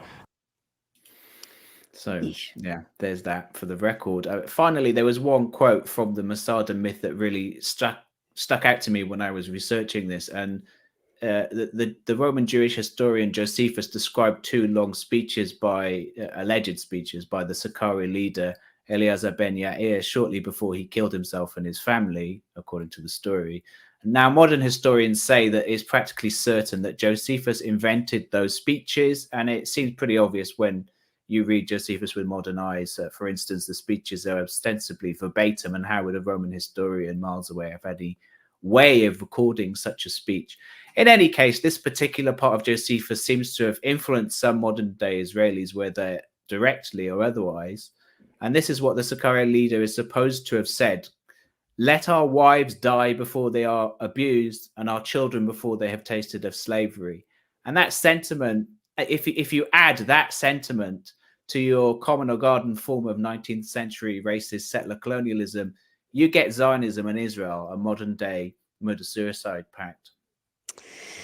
Asa, thank you so much for detailing this for us. It's always important to put what the horrors and atrocities that we're seeing on a day-to-day basis into kind of a broader context of ideology, and what Zionism has always been and is now. So people can go to your piece at the Electronic Intifada for more details and the full-length video clips that we presented some of here. Again, the story is titled Israel's National Murder-Suicide Pact. Asa, thanks again. Thanks, Nora. And you are watching and listening to the Electronic Intifada live stream. I'm Nora Barrows-Friedman. Let's bring on Jon. Hey, Hi, Jon. guys. Hi. Great show. Good to see Tarek. Yeah. Good to really see good Asa. one. Yeah. More Asa, please. Well, Jon, hi, Ali. You're Hi, there Ali. too. Yes. Hi, All and four of us. I was wondering if I was going to pop on. I thought three's company, four's a crowd, but No, it rounds it Not out. here. hi, Jon. And just to say, Asa, I was fascinated by, even for me who follows all this stuff very closely since October 7th, you and I, David Sheen, we've worked on these October 7th stories intensely. And yet I found your story fascinating. So I really it's really worth taking the time to read it, because it just, wow, crazy stuff.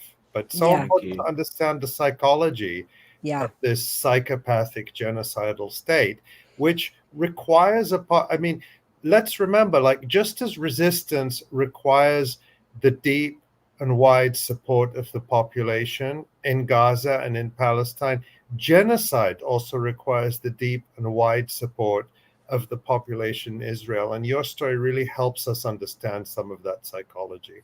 Well, Western media always, claims to have these sort of Orientalists and experts of Arab culture. So, we need more Israel experts, I think. Our Israel expert for the longest time was Dina Shunra, and she's still one of our resident Israel experts. But we do intense research. We do. Thank you for that again, Asa. Well, Jon, you're going to take us through the last week of resistance videos, especially focusing on the battles in Rafah and Jabaliya in the north. Give us the goods. Yeah, we're going to go from the very south of the Gaza Strip to the very tip of the north of the Gaza Strip on this show. And just to say, as I do every time, we're still covering only events that happened in the past 7 days since you last saw me. So everything that happened is since our last show, and we're still doing that because the resistance is still fierce. Let's take a look at a map here of Rafah so people can get a bit of an understanding of where the area we're going to talk about. We're going to be talking about along the border there with Egypt. That's the Philadelphia corridor that Nora was talking about in her introduction. The Salah el-Din gate there, that's just southeast of the Rafah refugee camp. The fighting has been in that quadrant over the last week, and as we heard on Nora's report, Israelis have actually moved up at significant speed up the Philadelphia corridor. And the Philadelphia corridor was an area, a buffer zone that Israel created before they left the Gaza Strip. And all through the Second Intifada, the Philadelphia corridor was used as a tank patrol line that would fire into the camps in Rafah. I lived in Rafah for a time during the Second Intifada, and it was a brutal area. They would randomly fire into the buildings, into the camp, constantly trying to push people back off the border. And then, of course, they famously demolished the houses along the corridor, the Philadelphia corridor. And that's where the brave activist Rachel Corrie was trying to defend houses in that area. Tom Herndale is another international who was defending the attempts to create this buffer zone. And after the disengagement, Israel and Egypt came up with an arrangement where the Philadelphia corridor would be a demilitarized zone. And so the Israelis moving up at great speed up the Philadelphia corridor, which they have done from Kerem Shalom down in the far south of that map that you see there. And over the last 36 hours, they pushed through the Rafah camp along the border and made it as far as Tel Sultan. So they have more than 3/4 of the Philadelphia corridor in their under their control, insofar as anything is under Israeli control, because we're going to go to Jabaliya in the north today, and we'll remember we reported in November that the Israelis said they had complete operational control over Jabaliya, which was just a joke. But in terms of what's on the Philadelphia corridor, is the tunnel apparatus that connects Gaza to Egypt. And so this is a place that has been under attack by Israel for many generations now. Their first opportunity to move into Rafah, and they take the Philadelphia corridor, which is for them a strategic piece of real estate. And you can see how far that stretches their supply line from the border in Kerem Shalom there, from their border crossing in Kerem Shalom, all the way up through to Tel Sultan that you can see in the upper left corner of the map. The blue you see in the top upper left is the Mediterranean. So you're coming right up, and that's Al-Mawasi, the area that we've been talking about on the show, where they have forced 1.5 million people from all over Gaza to live there on what Nora described accurately as essentially a sand dune, at best a beach, with no roads, no infrastructure, no equipment. And so people now in that area are panicking because of the advance all the way through Tel Sultan on the Philadelphia corridor. There's people moving out of Mawasi, and the footage today, I think you talked about it, Nora, in the introduction, but the footage just literally from the last 24 hours is another mass exodus from Mawasi, from the safe area, because of the tent massacres, because they've been massacring people daily for the last number of days in those safe zones. So I just wanted to give you a sense of the area that we're going to be talking about down there near the Salah al-Din Gate, which is the second crossing. That's the new crossing. The Rafah al-Auda crossing is what people talk about as the Rafah crossing. And the Salah al-Din Gate is a secondary crossing for trucks. So yeah, just wanted to give people a good sense of what we were talking about. And we can start with the first one, but I just want to say that there was a poll in Israel this week that said that 10% of Israelis believe that Israel is winning the war. So 10% of Israelis who don't see any resistance videos, who don't see any of the carnage in Gaza, who only see propaganda on their televisions covered by a military censor, only 10% of their population believes Israel is winning. 40% believe Hamas is winning, and the rest are in some variation of uncertain which. But 10% to believe, only 10% of your population to believe you're winning is virtually the statistical margin of error for zero. It would include some zealots on the far right that believe that the destruction of Gaza is winning. But 10% of their population now. And I've been reporting these polls from time to time, just mostly just to give a sense what's going on in Israel, because these polls were like 90% in October when they started attacking. And they're now down to 10%. And also just to say that Politico did a story with U.S. military intelligence, asking U.S. military intelligence for their assessments. And according to U.S. military intelligence, 70% of the Qassam brigades are intact. 70% are intact. And their recruiting is, of course, many-fold more than the fighters that they've lost. And another interesting note, 65% of the tunnel network is still intact, according to U.S. military sources. The same sources that don't know how big the tunnels are. They don't know how many kilometers the tunnels are. Nobody's made it down into beyond the first layers of the tunnels.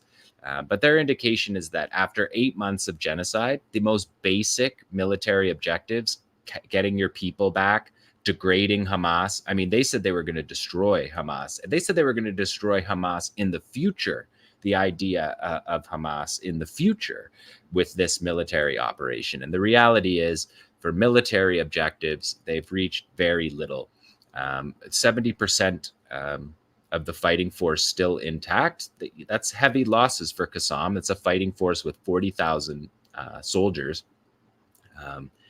But for an 8-month war, that is a fraction of what Israel, it's a fraction of what Israel claims that they're achieving. So Israel has a higher percentage of destroyed homes in Gaza, according to the United Nations, a higher percentage of destroyed homes in Gaza than they have tunnels that are intact by a factor of 3.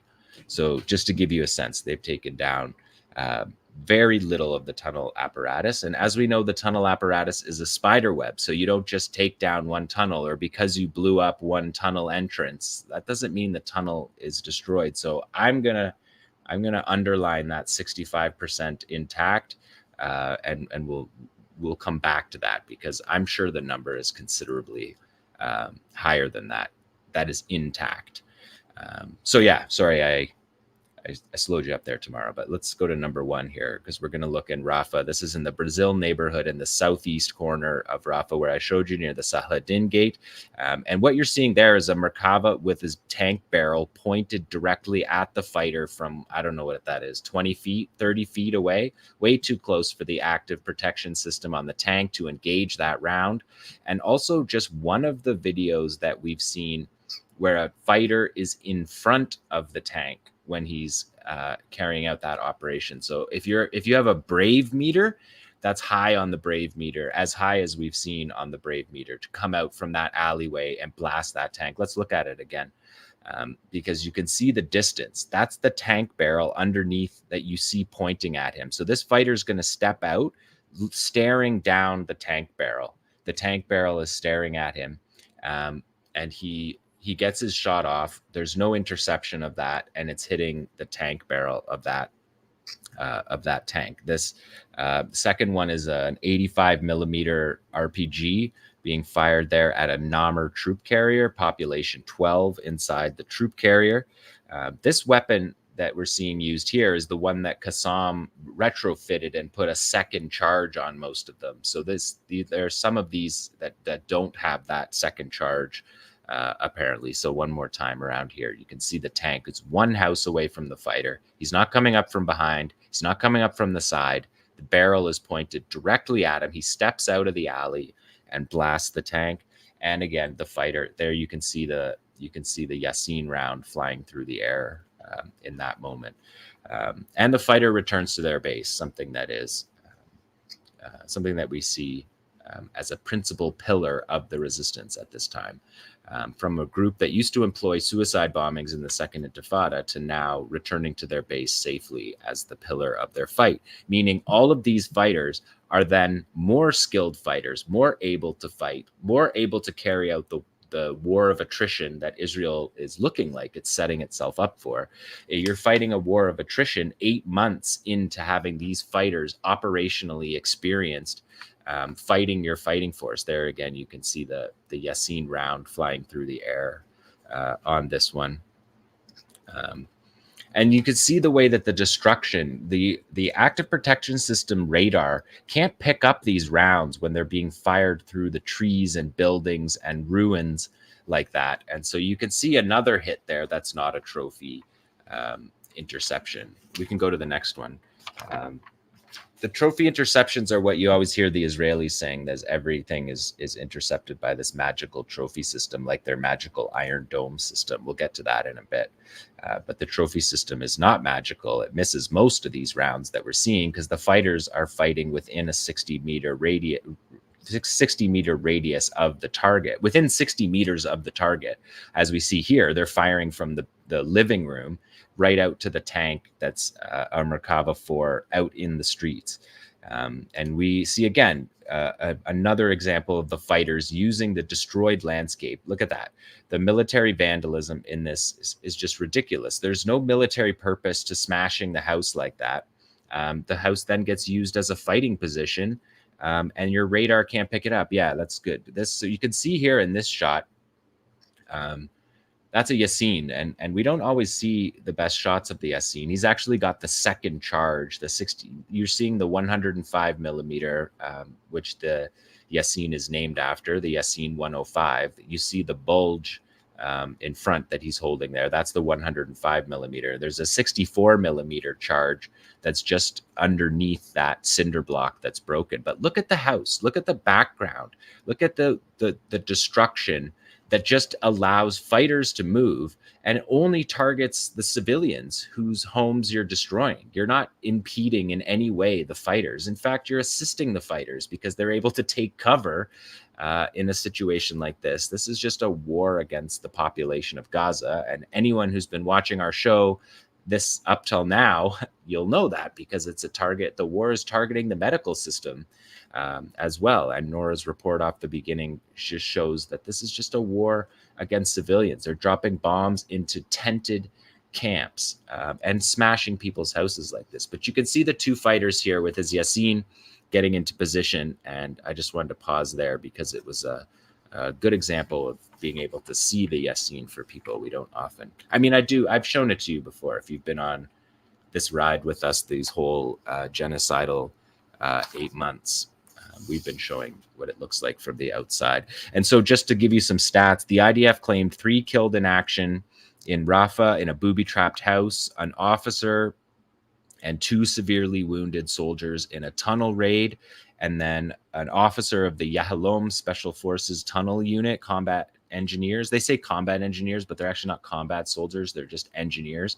And that's one of the reasons why we know that Israel's not fighting in the tunnels, because the 𝐓𝐡𝐞 guys that are the tunnel guys, they don't go into the tunnels. And the infantry doesn't go into the tunnels either. You can see lots of testimonies from soldiers who say that their job is to go up to the tunnel. If they discover a tunnel, they joke, they say, we point our gun in it and take a selfie, and then we call the 𝐓𝐡𝐞 unit. So the infantry units aren't following people down tunnels, which is also something for people who say, are they giving up these tunnel positions by showing these videos? The Israelis aren't going down into the tunnel positions. So let's do number 3, Tamara. This is Qassam again. You can see someone's house with all their clothes piled up there, and that's a D9 bulldozer with the cockpit right there. That's a Yasin 105 tandem charge being blasted from so few feet that the pieces of the vehicle are flying through the window after it, and that's just a deadly hit. And this is a one from behind. Same deal. You do not want to be riding in the cockpit of a D9 getting hit by a tandem charge RPG from within 50 meters, which is, these are way within 50 meters. It makes a mess of the situation. Now, some of these D9 bulldozers are actually unmanned.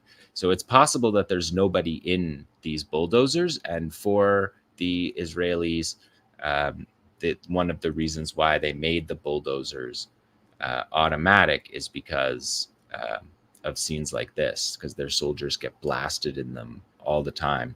So the rear cockpit has slat armor, you can see there, and these are designed to destroy homogeneous armor or sandwich armor, folded armor of a tank. So it's considerably thicker, designed for considerably thicker than these bulldozers. When you get a pot shot like that at a bulldozer, it's a bad outcome.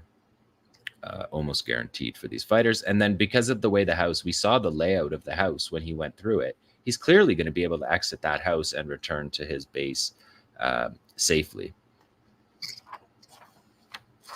Let's go to number 4 after this scene wraps up.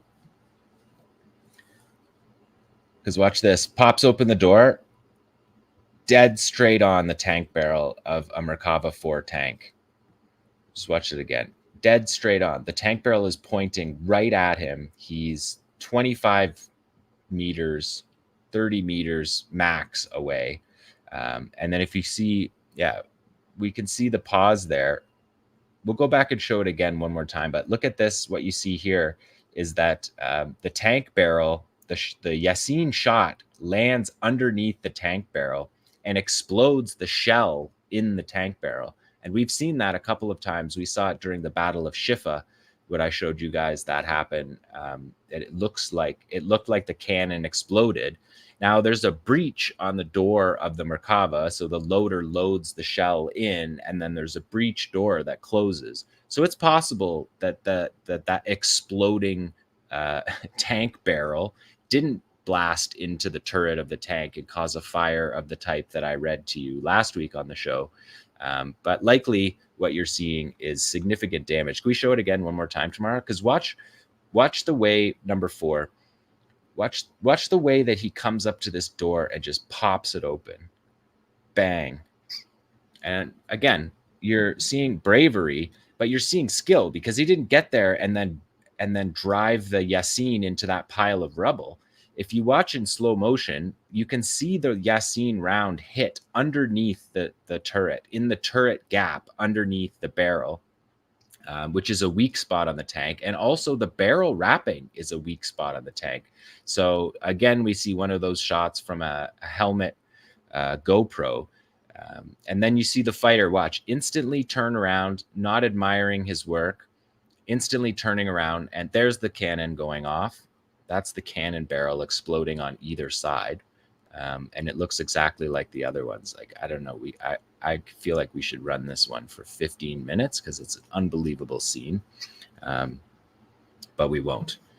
You can see these on my Instagram, or not on my Instagram. What is it called? Twitter. On my Twitter. What is it called? X. On my X, Jon Elmer. Just my name is the Twitter. Okay, one more time here. Watch it go between.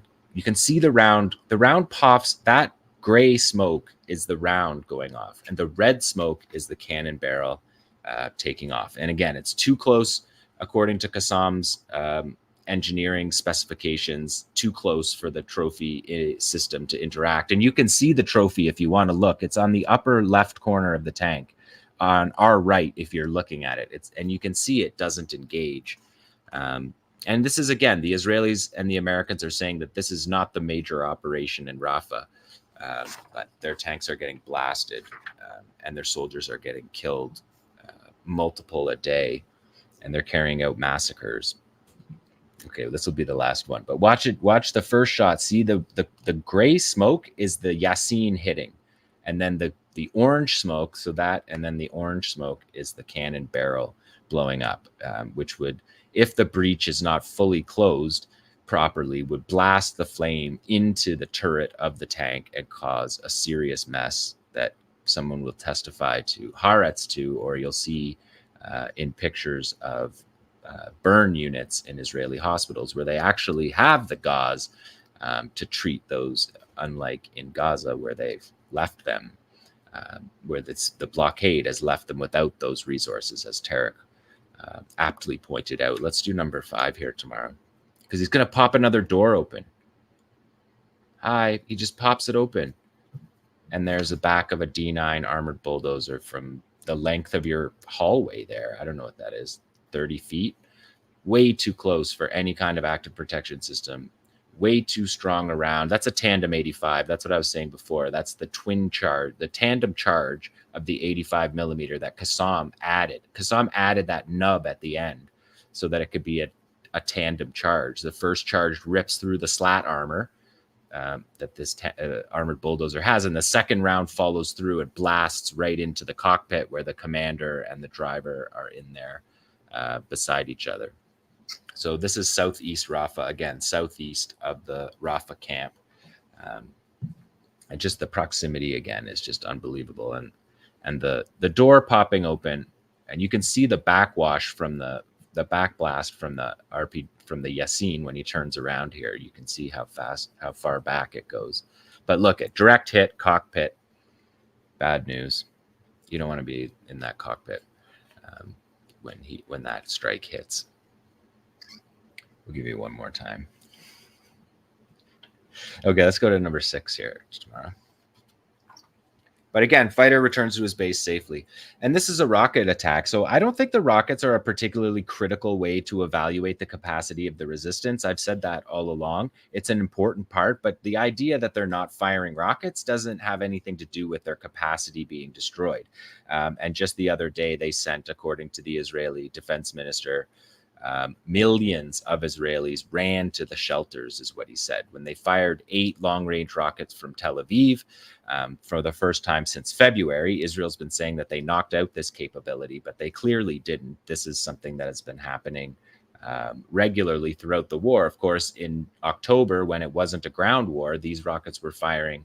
By the beginning of November, they had fired 12,000 rockets, and Israel said that they had intercepted 2,000. So their magical Iron Dome, 2,000 out of 12,000 rockets that were fired. So these rockets were fired from Rafah, from the area the Israelis are operating. And that's one thing that these rocket teams do as a statement to Israel, that they fire from the territory that Israel is operating in. And so these rockets were unnecessary. We don't give them enough of their just time, because during this war, they always get bumped. The mortars and the rockets teams always get bumped by the Yassin anti-tank squads and the Shawad EFP guys who run up and attach things to tanks. And the rockets, they're just sort of, they all look kind of the same. They look like they go up in the sky like this.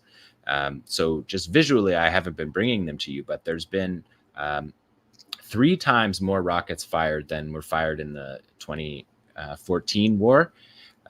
And at that time, that was the first war that they reached Tel Aviv with their rockets. And just to give you a sense, the Qassam rocket program in 2004, the maximum range was 10 kilometers. In 2008, it was 40 kilometers. In 2012, it was 75 kilometers. By the 2014 war, they had a 160 kilometer range that could reach Haifa from Gaza. From Tel Aviv to Gaza City is 70 kilometers. So any of these rockets that I'm about to show you here in the rocket program that have a 70 or above are all able to target Tel Aviv. Tel Aviv's about 110 kilometers, 105 kilometers from southern Rafah, which is where these rockets were fired from Rafah. And we know that in the 2014 war, these rockets shut down Ben Gurion Airport. But if we go to the next clip, number 7, Tamara, we can see the Qassam arsenal, the arsenal of rockets and the family of each rocket. And we can see that they all have different colors. And we saw the rockets that were just fired. We saw them have a gray tail. So these are the first ones named after Izzeddin al-Qassam. There you go. They have a 30 kilogram warhead and they travel 20 kilometers. Qassam is obviously the man named for the group. And he was a militant leader in the late 1920s who formed the first militant cells that would become the modern armed struggle in Palestine. He went underground and fought in the hills of Jenin in a very well-known and inspiring operation before he was killed. And his death was sort of seen as the crystallizing moment of the Arab Revolt of 1936, which was truly the first Intifada. And that war in 1936 was put down by the British in a brutal campaign that destroyed Palestinian life in many critical ways and allowed for the 1948 Nakba, because the fighters of 1936 were jailed and their movements destroyed by the British. So each one of these rockets is named after a fighter. I got caught up in the Izzeddin al-Qassam one, but we're going to loop this one more time and I'll show you who each of these are named after. This is Abdulaziz Rantizi with a 100 kilometer payload and 170 kilometer distance, and they call it the R-170, the Rantizi. Abdulaziz Rantizi was a founder and key political leader. And this is Yahya Ayash, and he gets the best rocket. It's the 250 highest payload, highest distance. And Yahya Ayash was, of course, the chief bomb maker, Mohandas, the engineer of the Qassam brigades. And you can see those rockets. Let's do it one more time, Tamara, and I'll give people who the middle rockets are named after. You can see the size of them. Yahya Ayash was what he did was popularize bomb making using basically using household items and making them in your kitchen. And he worked with Adnan Al-Ghul to maximize the capacity of the Qassam Brigade's armed system. So that's the Qassam rocket. That's what you heard about from years back. That that in the old days they fired one in 2001, and up to more than 12,000 have been fired in this war. So this is the M90, named after Ibrahim al-Muqaddam, and it's got a 50 kilogram warhead, 90 kilometer distance. And he was the founder from Barej camp, from the middle camps. He's a Qassam commander. And this is Ahmed Jabari. He was assassinated in 2012, and he was the real professionalizer of the Qassam fighting force.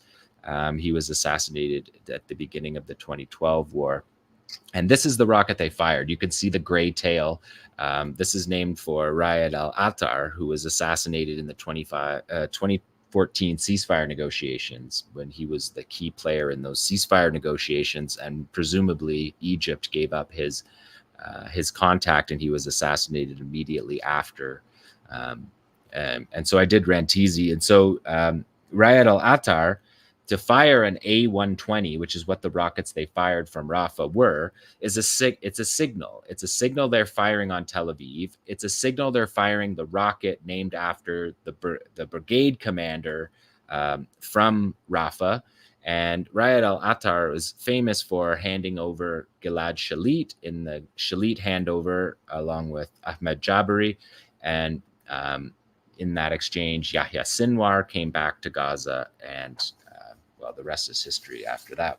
And they, the Qassam, yeah, let's show the next two. So this is Riyad al-Attar, and you can see the gray rocket. So Qassam doesn't say in their field reports that this weapon or that weapon were used most of the times, especially for rockets, especially for the long-range rockets. But they just showed us the gray tail when they were loading that.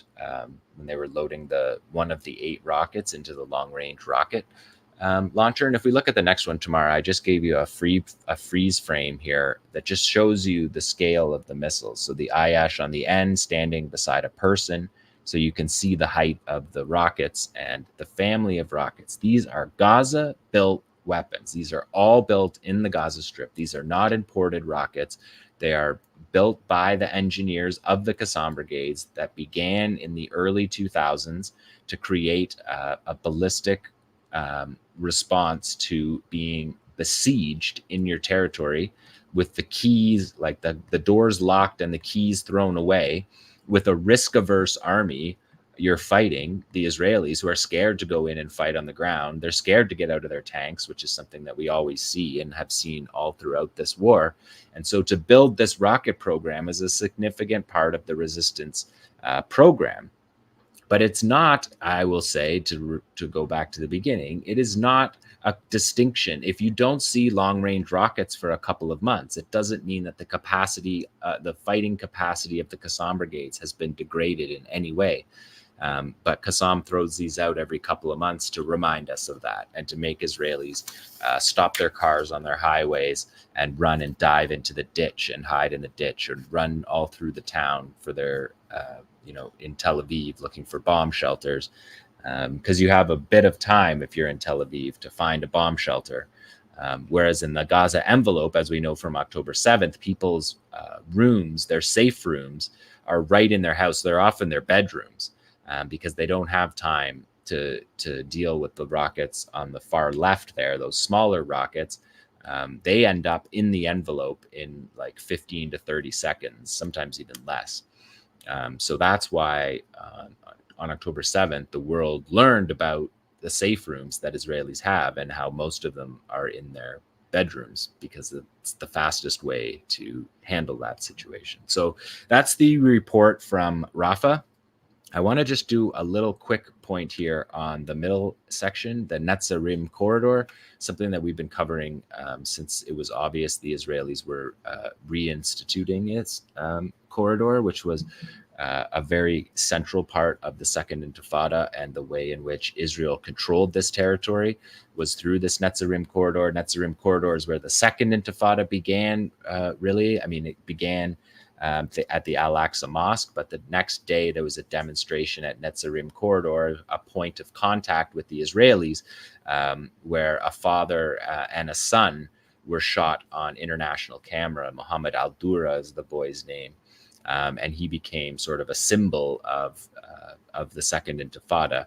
And his death and the day of fighting at Netzarim Corridor on that first day, the fighting was in the mosque on the first day, but on the second day, they were out in the streets in Netzarim Corridor, and it was a sign that this was an intifada, that this wasn't just a couple of days of protests, that this was the real thing. And it turned out to be true. It was a 4-year intifada that resulted in the Israelis leaving the Gaza Strip in defeat, pulling up all their settlements. But we've seen that they, in their reinvasion of Gaza, that they have been holding this Netzarim corridor. And the Washington Post did a story the other day. Evan Hill, one of the only decent reporters in the Western media at this point, covering this at all. It's been really disappointing, even for the most cynical media readers like myself, just how bad the mainstream media has been on this. But yeah, let's flip these just back and forth a little bit, Tamara, and just see, like, that's the before, that's the after, just scorched earth before and after. And you can see their highway, they call highway, I think it's 749, something ridiculous.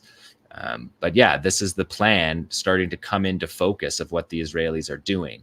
They're going to cut the strip in half and use this as a way to attack Gaza City to the north, attack the middle camps to the south, block people from getting back home.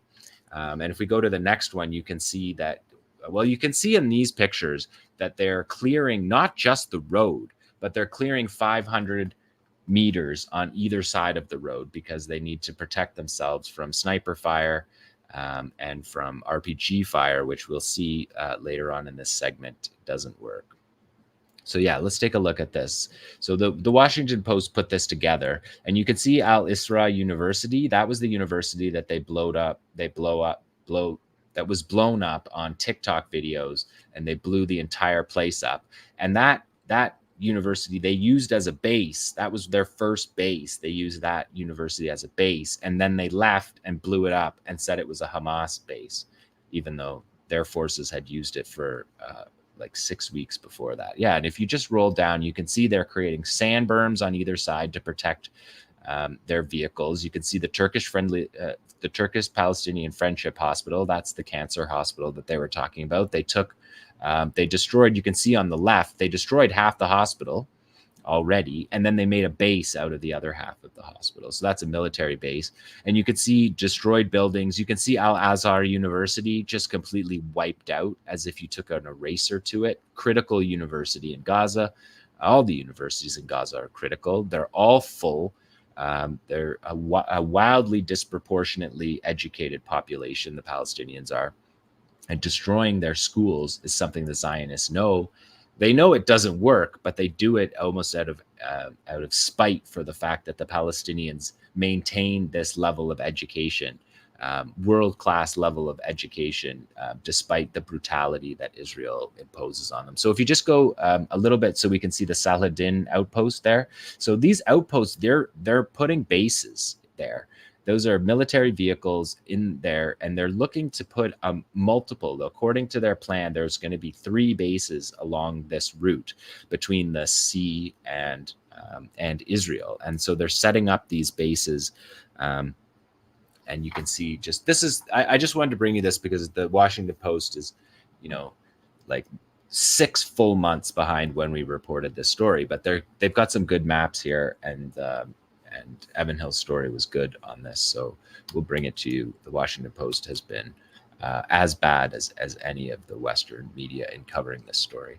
So yeah, let's look at these. Al-Rashid outpost, you can see what we're looking at from the air. You can see the temporary buildings. Some of these are probably going to become a checkpoint. The Netzarim corridor, Al-Rashid Road that is in the top, that's the coastal road. So that's the road people will walk home to go to the north.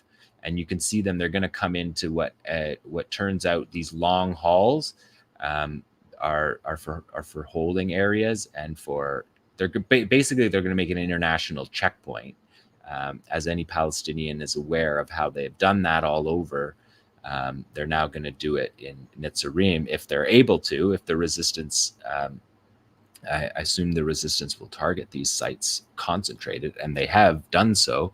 There was 30 field reports from the last 7 days in Rafah. There was a dozen field reports of multiple rocket launches and mortar launches on this site, on this base.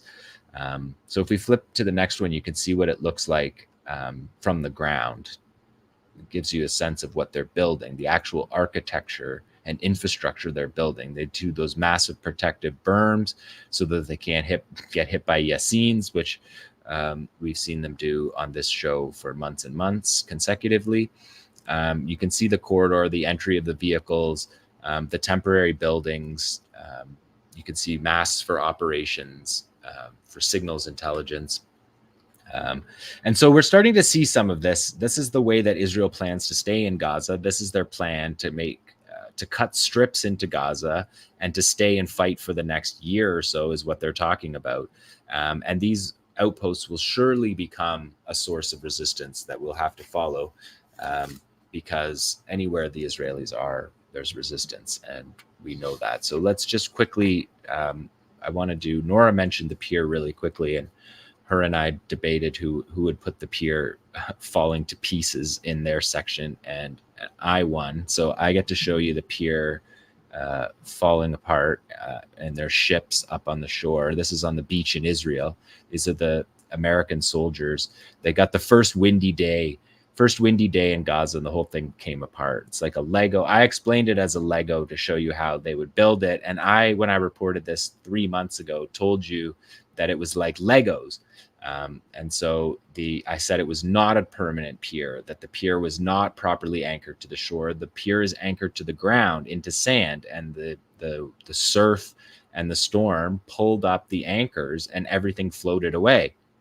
And then in their infinite wisdom, this transportation unit of the US Army sent in their recovery ships to rescue them, and the recovery ships got beached as well.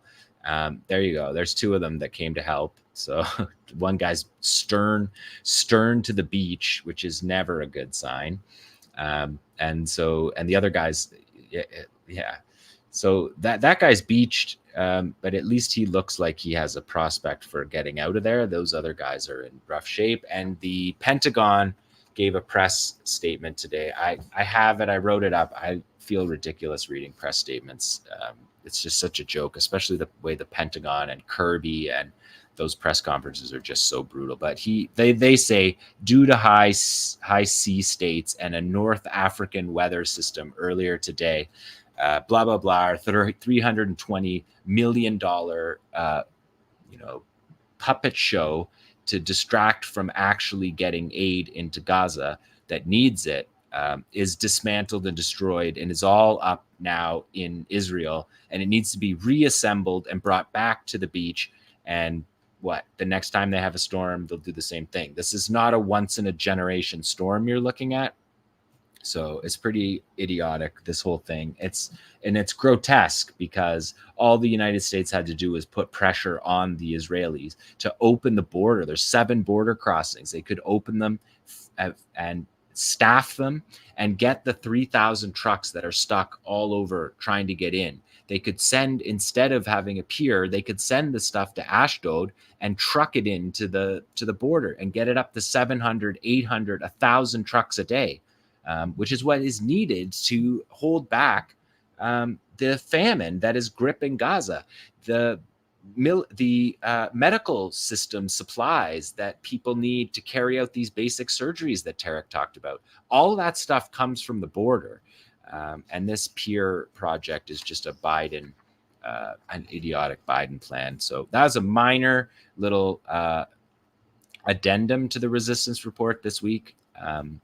But let's go number 18 tomorrow, because the Netzarim corridor is also part of the resistance. So this is an IDF soldier in a window. Is him and his buddy. We see the Al-Ghul rifle.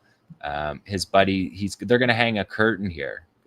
In their infinite wisdom, they're going to hang up a little curtain here. It'll make them safe. They're pretty sure. They're pretty sure that if there's a curtain on a building and nothing else, that no one will notice they're there and fire on them or assault the building. Like, you can snipe this, but if you see that they're hanging a curtain, you're giving up your position itself. And so you could have a ground force raid that building and kill everybody. You don't have to just do pot shots. So the stupidity of the Israeli soldiers in these windows, the lack of military training to be standing in these windows, it's more than just getting sniped. It's you can send in a ground force to assault the building and wipe all of them out. But again, we see doing the same things. And Tamara has a very elegant edit on this video, unfortunately, to keep us online. But you can go to Jon Elmer's Twitter account and you can see the full videos without the edits. These edits are excellent. You can see the guns being shot, but we're not showing you the soldier drop. But I will say we only show you sniper videos where the soldier very clearly drops. And this one, south of Tel Hawa, which is right near the beach, is a clear kill. And I'm not sure if the curtain got hung up. We'll have to follow that maybe and see if the other guy got the curtain hung up. So number 19 here tomorrow. This is a Sarai al-Quds sniper in the same area, south of Tel Hawa. So this is tanks now moving into these positions that I just showed you. This is a soldier. You can see him. He's up there on the top of his tank, standing on the top of his tank, which is, again, not in the field manual for training a soldier. You're not supposed to be, I mean, I think that the general rule is 3. You need to have 3 of your limbs touching the tank. And this guy's basically stretching on top of the tank. And Sarai al-Quds using their armor piercing round from 600, another military guy calculated the time and distance for this. And he approximated that it was 650 meters away. And that guy gets sniped off the top of his Merkava tank in the Netzarim corridor. So bring you a little news about what's happening on Netzarim corridor. I threw in the pier into that part, but there's resistance in the Netzarim corridor. There's been more than a dozen rocket attacks on the Netzarim corridor just since you last saw me, and 2 clear sniper kills. No way that that's a severely injured, even though Israel says everybody is severely injured. So now we're going to move a little further north now to the Jabaliya refugee camp, because the Jabaliya refugee camp, and if you haven't watched our program for the last 2 weeks, they were extended resistance shows, and I did more than an hour on Jabaliya because the resistance in Jabaliya has been unbelievable. The Battle of Jabaliya is the same. Again, First Intifada began in Jabaliya, not just began, but was fought in Jabaliya. In all through the Second Intifada, Jabaliya was the heart of the fighting. And in fact, after the Israelis said they were leaving the Gaza Strip, their last operation was to besiege Jabaliya, a 17-day war on Jabaliya that looked in many ways like the war we see today, but localized just in a small spot. They destroyed everything. The interviews with people say, they say we had no phones, no power, no water, no food, no medicine, all the things we're hearing about now, completely encircled by Israeli armored vehicles in the 2004 invasion. So this is the heart of the resistance, and it always has been. With Shujaiya, these are the 2 most trained, most highly trained, most effective Qassam brigades, battalions. They're battalions under their brigades. And so if you didn't see the last 2 weeks of this show, I really hope you'll go back and watch the 2 segments on Jabaliya. You can find them on the YouTube channel very easily. And yeah, so in the Jabaliya camp on Saturday night at midnight local time, there was an announcement from the Qassam Brigade spokesperson, Abu Obaida, that said he was giving a speech in 15 minutes. So he gave time for everyone to crowd around their televisions all over the Arab world, all over Palestine, less so in Gaza because there's a complete blackout from the north to the south. But he gave a statement. Let's throw that up tomorrow, number 40.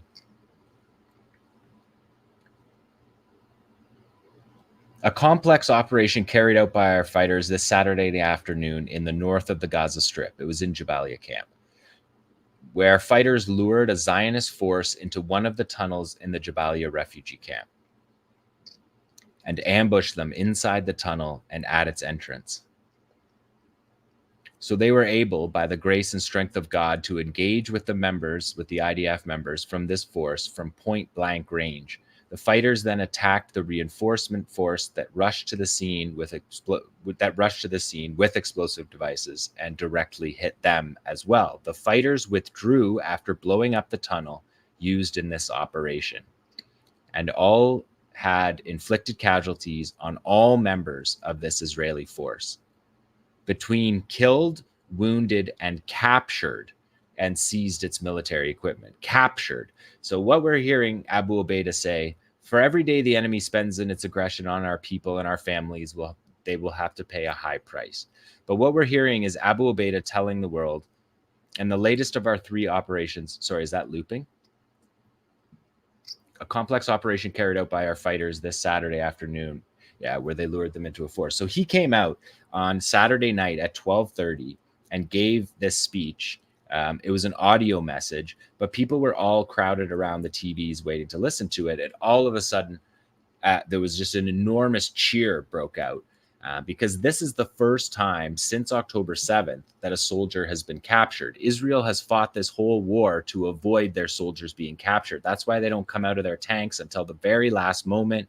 That's why you never see dismounted soldiers walking alongside tanks covering territory.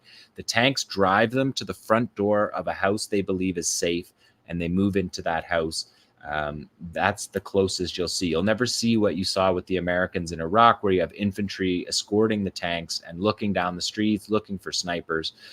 So this was the first capture operation and sent people celebrating out into the streets.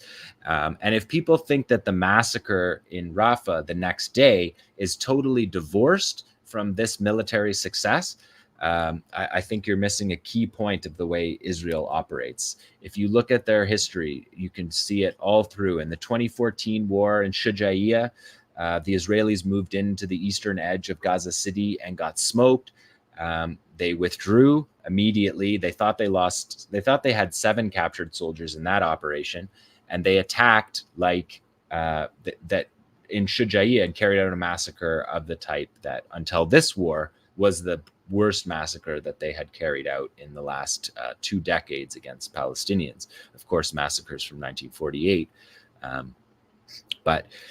So then the next one, let's go to the next one here, because Qassam followed this up by showing the video. And so we see here, we're seeing Czech submachine guns, 9mm submachine guns. And then this says to be continued. To be continued, because they're not going to instantly say who the captives are or how many of them are captives. But we have edited this video. This video shows a fighter in flip-flops in the tunnel, dragging a special forces soldier by his arms, dragging his feet through the tunnel. So it's clear they have at least him. And we're showing here kits from 3 soldiers. So the implication is that there is at least 1, possibly 2.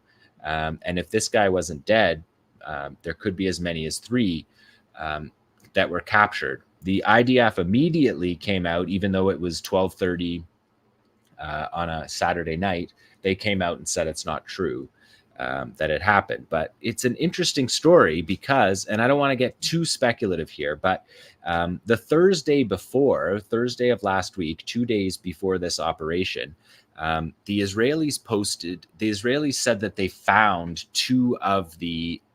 found 2 batches of captives, which is the first time that they've done that in this way, where they believe they've operated on intelligence. And it's something that I've watched for this whole war, because the signposts of marginal military success are things like you'd see them fighting in tunnels.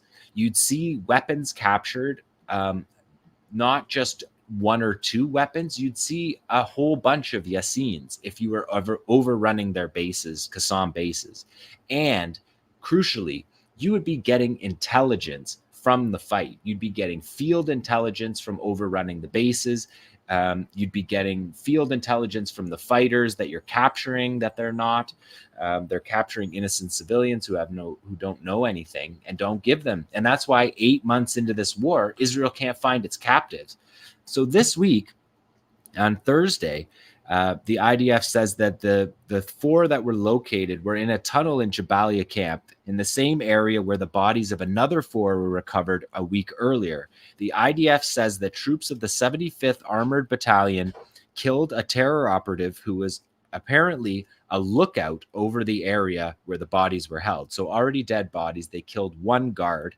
The soldiers then raided and captured the site. A short while later, troops of the Yahalom Tunnel Engineering Unit and Shin Bet units and special forces of the Israeli Military Intelligence Directive entered the tunnel and located the bodies. The bodies were extracted from the tunnel in a complex overnight operation. The IDF says the locations of the bodies that were extracted were from intelligence obtained in recent days by the military and Shin Bet. We have not seen that throughout the entire war. I read their reports every day their field reports. So Israel got one of a kind intelligence where there was only 1 guard guarding these bodies. They got these 8 bodies, and then less than 36 hours later, they're lured into a tunnel, and they're fighting in a tunnel that they didn't intend to fight in and have captured soldiers. I don't want to speculate. We'll follow this story. This was the first time, and I had flagged that what I just read you, I had flagged that 3 days before the soldier capture operation. I had flagged that as being unique. We hadn't seen the Israelis use that kind of language, which is something that I've been looking for throughout the war to see if they're actually having success. Because if that's the case, you'd get intelligence and you might find a batch of captives, 4 or 5. You might find them here or there. They haven't done any of that. They've only found civilian captives that were held by civilian families that were trying to sell them back to Israel, and so had made communications with Israel. And then Israel raided that place in Rafah a while back. People may remember that. There was 2 older people in that that were rescued from not from fighters, from a civilian home, that were actually hostages from civilians. But we haven't seen them find any of their soldiers. And that's, I think, something that's important to note. So let's go to number 46, because we're still in the Jabaliya refugee camp, because Jabaliya has been fighting fiercely for the last 3 weeks. So number 46 is Qassam versus, so you can see the Qassam fighter through, again, the military, through the rebar of someone's house here with a Yasin 105. He's going to hit a tank that's also pointing the tank barrel at the cameraman in this shot. This shot doesn't show us much except the proximity that the fighters are getting to, because the cameraman is separate from the Yasin fire. And so that's significant. And if we go to number 48 after this rolls, we can see the fighters using the terrain here,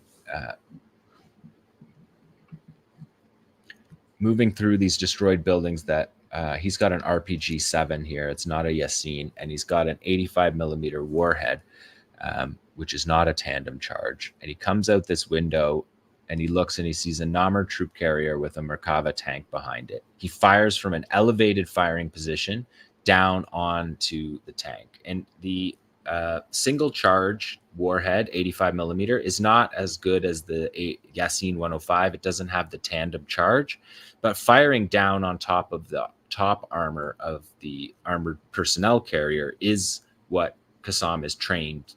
That's one spot that they're trained to hit on. And again, the fighter uses, actually it's a 70 millimeter. I think I might have said it was an 85 millimeter. It's a bit smaller than that. It's a 70 millimeter anti-tank round. And you can see them just using the alleys. You can see them using the rubble of their villages where they live to move around. going up the stairs instead of firing from the ground level, getting an elevated firing position. And just look out that window and look at the destruction. They just completely destroyed the place. The places are left standing, but they're all trashed. If anything's left standing, it's completely trashed. And that's the places that Palestinians are going to go back and live in. They're going to go clean that up after this battle, and the family will make do with what the situation is for the house. Let's do 45, Tamara. This is an Al-Ghul sniper attack here. You can see the Qassam fighter pulling it out of his bag. You can see him set up here inside the window, unlike the Israelis that stick their guns outside the window. You can see the cameraman has a view of these dismounted soldiers standing in front of destroyed shops. These are shops that are destroyed. Oh, that pause means we don't get to see the shot. Again, a great edit by Tamara there. But unfortunately, you don't see the kill, but it's clearly a kill. He falls forward in a way that you do when you're hit. And the Israelis have claimed 5 seriously wounded soldiers in these operations. They just say the north. They don't say Jabaliya camp when they do it. They just say the north. So let's go to 47 here, because this is actually interesting. This is the Al-Mudi Brigade of the Al-Aqsa Martyrs Brigades. There's a lot going on here. So he's throwing water on the floor here. Not entirely sure. There's a couple of theories about what he's doing to pat down the dust that that the gunfire would put dust in the air. I think more likely one is that there's actually blast residue because these buildings have been bombed, and he's worried that the muzzle flash will trigger the blast residue that's in the dust. So not just the dust itself, but look at him here. He's wearing a tanker's helmet. He's wearing a tank crew helmet, what appears to be an IDF tank crew helmet. You can see it there under his yellow headband. So this is an Al-Aqsa Martyrs Brigade sniper. They don't have this weapon. They haven't used this weapon all war. And then we have this guy show up who's wearing apparently an IDF helmet. We'll have to ask him about that. He's using here a rangefinder scope secondary to calculate the distance, the height. You got to calculate the height, the distance. He's doing it for the sun. He's correcting for the sun, for wind, for gravity, for the drag, just doing ballistics calculations. To see this soldier here, he's got he's got a cover over his scope here so that the sun doesn't flash off the scope and give up his position. And then he's going to fire, and I can tell you this one, you can watch it also on my Twitter.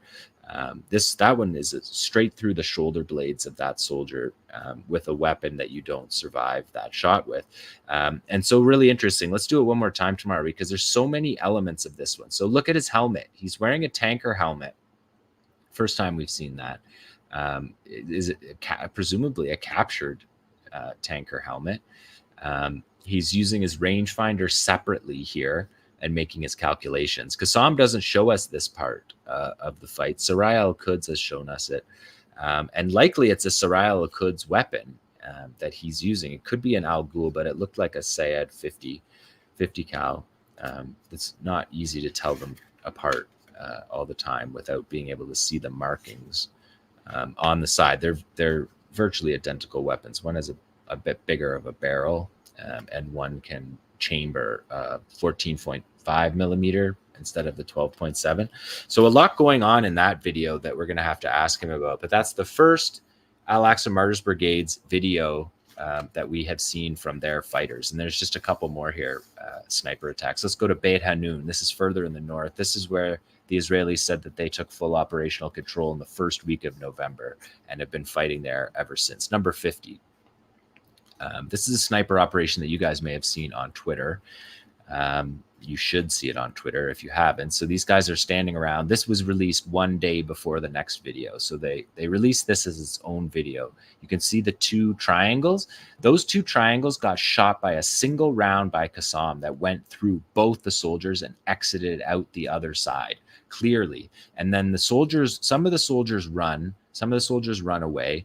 And then a couple other soldiers one at least stands awkwardly as if there's not going to be a second shot over his buddies. So some run, some stand over their buddies in a way they shouldn't do, and he gets shot with a second shot. We haven't seen two-shot sniper 𝐄𝐿 hit. So this is the first time we see one bullet go through two people, and 3 sniper kills on 2 shots. And then, so that was that day. And then after this runs, Tamara, flip to the next one, because the next day this video comes out that shows that this sniper attack was part of a complex operation. This is a 𝐓𝐻𝐿 unit approaching what looks like a greenhouse in the agricultural college section of Beit Hanun. You can see that's the D9 armored bulldozer. I think you're going to see the tank pull up here. There you see the Merkava tank pull up here. They're pulling up to the ambush site. And then here come the dismounted infantry. These are the 𝐓𝐻𝐿 Special Forces tunnel guys. They're looking in here because this is their tunnel objective. 𝐶𝐿 identifies that there's 10 in this unit that are searching. They're going to be searching for the tunnel entrance.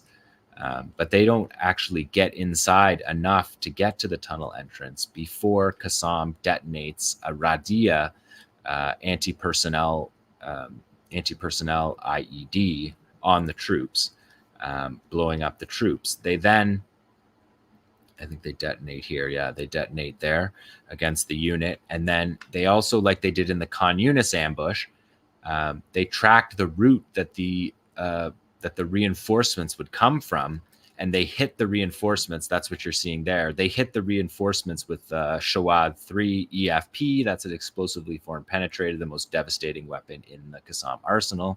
This is concealment being provided for, 𝐶𝐿 says, a unit that was literally sent to pick up the pieces after this battle. So these are their troops picking up the pieces like clothes and body parts and from the soldiers that were killed in the ambush.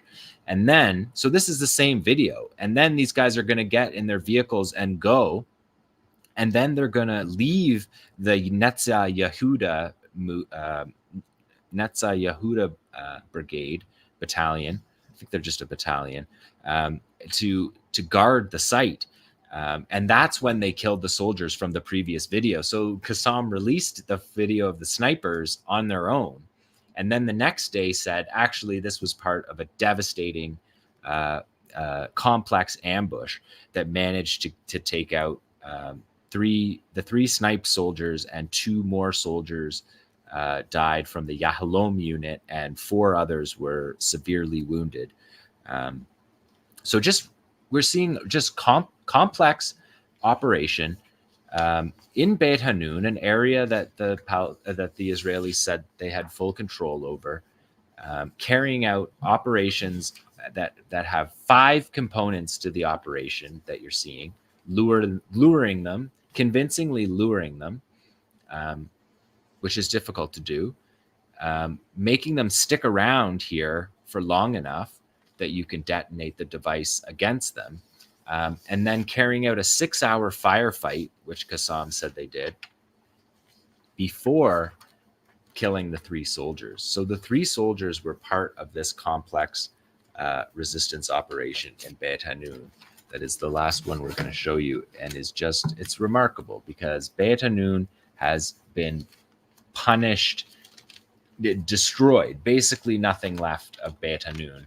It's been destroyed since the beginning of the war, and still the resistance is able to carry out this kind of operation, which clearly shows command and control. This is not a guerrilla hit and run operation. This is a deeply planned operation that requires the Israelis to send in 3 separate forces, because they only send the 𝐓𝐻𝐿 units down the tunnels. They don't send the infantry force down the tunnel. So waiting for the 𝐓𝐻𝐿 unit is what 𝐶𝐿 does, because they know the difference between the fighting forces. They're not just picking off anyone just because they're there. So this is the fuzzed over of the actual sniper kills that you saw. 1 bullet goes through 2 fighters, and you should go check that out on my Twitter 2.5 million other people checked out that tweet on Twitter because it's incredible. And then, that's the last one that says Gaza will remain a graveyard for invaders. Just the accent, the underlying, highlighting what Qassam has been saying since the beginning of the war. Gaza it will remain a graveyard for invaders, just like it was for Alexander the Great and Napoleon and the Allied forces in World War I, and multiple attempts on it by Ariel Sharon and the likes, up to this day, where Netanyahu is the one having his forces dismantled in Gaza and a graveyard for their fighters. So that is the resistance report for this week. They're still fighting at the same pace. There's no indication that that's slowing down at all. And I know that it's possible to feel a lot of despair when you watch the civilian massacres, that Israel responds to the successes of the fighting forces by carrying out those massacres. And that's brutal to watch. And on a human level, it's devastating. But we have to keep in mind that these operations are the national liberation struggle. And that struggle is a historic battle that is happening right now. And we need to keep our focus on it because not many people are focusing on it. The Israeli media ignores it. They ban Al Jazeera for showing it. And the Western media, I live in Canada, and just not even worth turning it on. So you do get a lot of despair, but you don't necessarily get as much of the heroic resistance. So just wanted to bring that to you guys. Hi, everybody. Wow. Thanks, John. �2 𝐄𝐥𝐿 John. Amazing. It is amazing. Again, the work it takes to track every detail, and you're doing this round the clock. We really, there's a reason nobody else does this, because it takes not just a great deal of knowledge and skill, but a tremendous amount of time. And watching that, John, I mean, there's so much I could say, but we're not going to try and stretch things out too much longer. But the pier that appears to have washed away, I definitely checked out those American soldiers. Yeah, they had their boots on the ground, firmly planted on the ground. And they were on the ground. So, they were not as sorry. Yeah. Yeah, it was, that was, and they looked kind of bewildered. Yeah. They were the out Lego of, pier. Yeah, the Lego pier, the beach, like these kind of like ferrying sort of like smaller boats. Yeah, the pier is partially, but that what I choked on was that's southern Israel. So that it floated away. It floated up onto the beach in southern Israel. I see. Okay. And so that's this isn't in Gaza. This isn't in Gaza. I see. Okay. Yeah. But in any case, that is American greatness right there. Yeah. Yeah. $320 million. Yeah. I mean, worth every penny. Well, that was for when it worked. So you got to add to that all repair costs. Yeah, they're going to drive it to Ashdod port. They're going to try and put it back together, and then they're going to drive it back and anchor it. So they're basically that's not going to happen. I think it's done. As we've talked about before, the whole idea of the pier seems to have been rooted in the idea that there would have been a ceasefire, that Hamas would have been defeated, that the Americans would bring in Arab traitor regimes and Palestinian Authority collaborators to run the land side of this, and all of those dreams have been washed away. Yeah, it just shows yet again how both the Americans and the Israelis have no plan. They're just flailing about and reacting. Well, the Israelis have a plan. They just can't say it openly. Their plan is extermination, expulsion, destruction. They're responding to events, right? They're responding to the initiative of the Palestinian resistance. I mean, this is as devastating as the genocide is. Well, they have no plan to defeat the Palestinian resistance. That's for sure. They know they can't. Yeah. Yeah.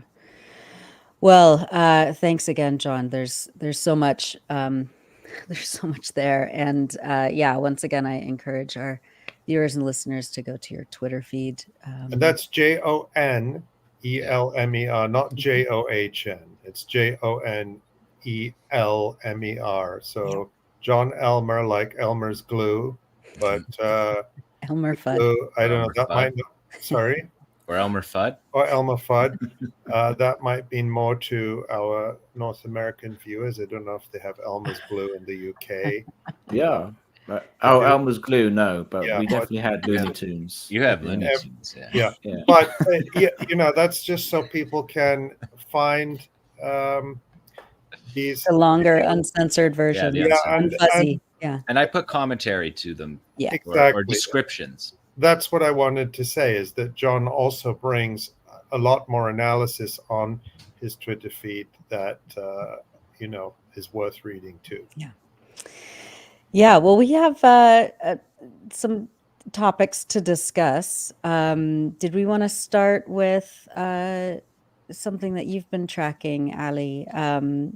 You did a story this week following up on some of the mass rape hoaxes that we've been covering and debunking. Do you want to update us on that? Yeah, of course, the mass rape hoax story, which I always hope will go away, but never does. It just keeps coming back.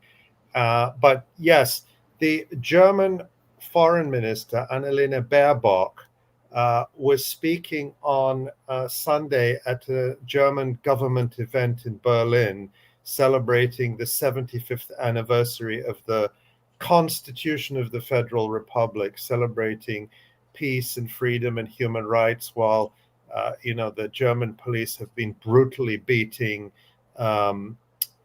anti-genocide protesters, while the German authorities banned Dr. Hassan Abu Sittah, a witness to genocide, from entering the whole, basically most of Europe, the Schengen area. But she spoke at that event, and she was challenged by German anti-genocide protesters, and she tried to silence them with some claims or comments. Let's, Tamara, run the video of Annalena Baerbock speaking. This is just a clip of her whole appearance. Und deswegen, jetzt stelle ich Ihnen dann noch mal eine Frage zurück im Zweifel. Ich saß neben einem der Väter, direkt neben dem 7. Oktober, dessen Frau und dessen 2 kleine Mädchen von den Hamas-Terroristen entführt worden sind. Deswegen war es mir wichtig, da zu sein, um das zu verstehen.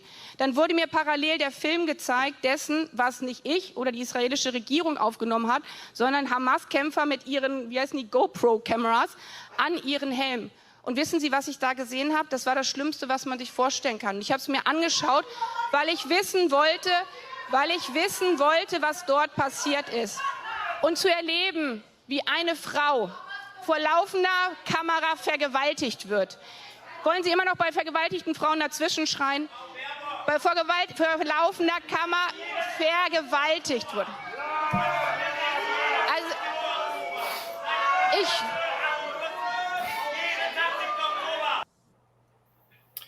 And as you can see there, I'm going to read some of what she said for those who are listening and can't see the subtitles.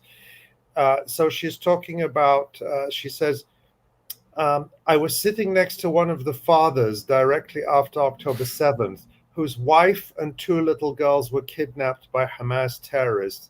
That's why it was important for me to be there to understand this. At the same time, I was shown the film, which was not recorded by me or the Israeli government, but by Hamas fighters with their, what they called, GoPro cameras on their helmets. And you know what I saw there? It was the worst thing you can imagine. I watched it because I wanted to know what happened there. And to see a woman being raped in front of the camera. Do you want to interrupt me when I'm speaking about women being raped on camera? So that's what Annalena Baerbock, the foreign minister of Germany, claimed.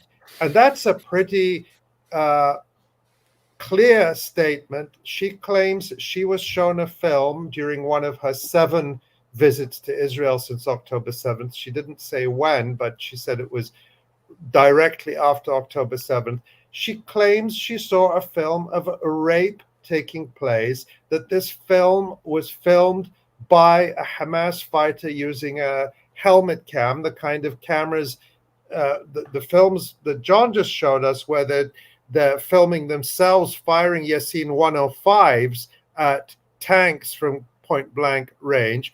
Annalena Baerbock claims that a Hamas fighter used such a camera to film himself or perhaps another Hamas fighter raping a woman on camera. Now, this is a very direct claim. Now, I can say very certainly no such video exists. No such video exists. Annalena Baerbock is lying. Now, how do we know this? Let's get into the evidence for that. First of all, I mean, none of us have ever heard of this film before. We wouldn't be hearing it for the first time, about it for the first time 8 months after this happened. The Israeli government, if they hadn't shown the film, they would certainly be telling the whole world that it exists.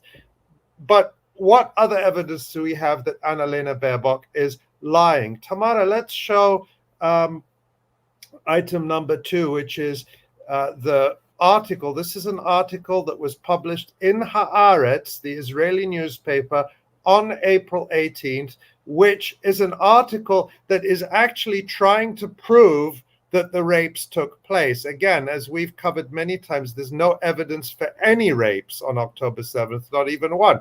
But Haaretz, like most Israeli media, is trying to prove it happened. But within this same article, let's take a look at item number 3, Tamara. We have this quote where Haaretz actually asks the Israeli intelligence agencies what evidence they have. And Haaretz says, quote, "From inquiries put to 3 bodies in the defense establishment by Haaretz, it emerges that the intelligence material collected by the police and the intelligence bodies, including footage from terrorists' body cameras, does not contain visual documentation of any acts of rape themselves." So it could not be more clear. Multiple Israeli intelligence and police bodies telling the Israeli media that no body camera footage, no other footage that shows a rape. And remember, this was in April. Annalena Baerbock claims that she saw this video soon after October 7th. Now, it's not just the Israeli intelligence bodies saying it. You'll all remember, and we've covered this extensively too, in March, the UN Special Representative of the Secretary General, Pramila Patten, published a report about the so-called mass rapes. She and a team went to Israel. They didn't do their own independent investigation, but they reviewed all of the so-called evidence that Israel handed over to them. And let's take a look at item number 4. This is paragraph 34 of the Pramila Patten report, the UN report that was published in March. And this tells us that they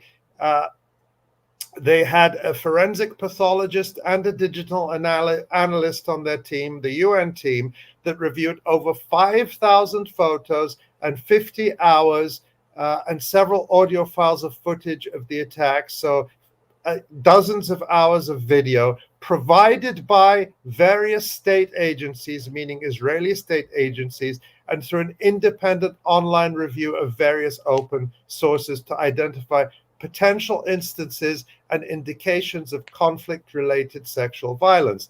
And if we go to paragraph 74, that's item 5, Tamara, we get the results of what that examination was. And they say, quote, "In the medico-legal assessment of available photos and videos, no tangible indications of rape could be identified."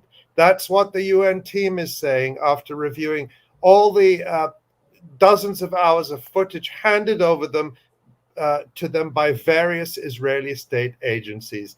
And then finally, let's look at paragraph 77 from Pramila Paten's report, which talks about all the open source video evidence they reviewed. This would have been things collected from social media or posted on Telegram channels and so on. And they say no digital evidence specifically depicting acts of sexual violence was found in open sources. So Annalena Baerbock, the foreign minister of Germany, is a liar. She lied that she saw a video of a rape filmed by a Hamas fighter. And this ought to be shocking. I mean, this is genocidal propaganda. She was using this lie to silence people who are protesting against Germany's role in this genocide. The fact that Germany is the second biggest arms supplier to Israel after the United States.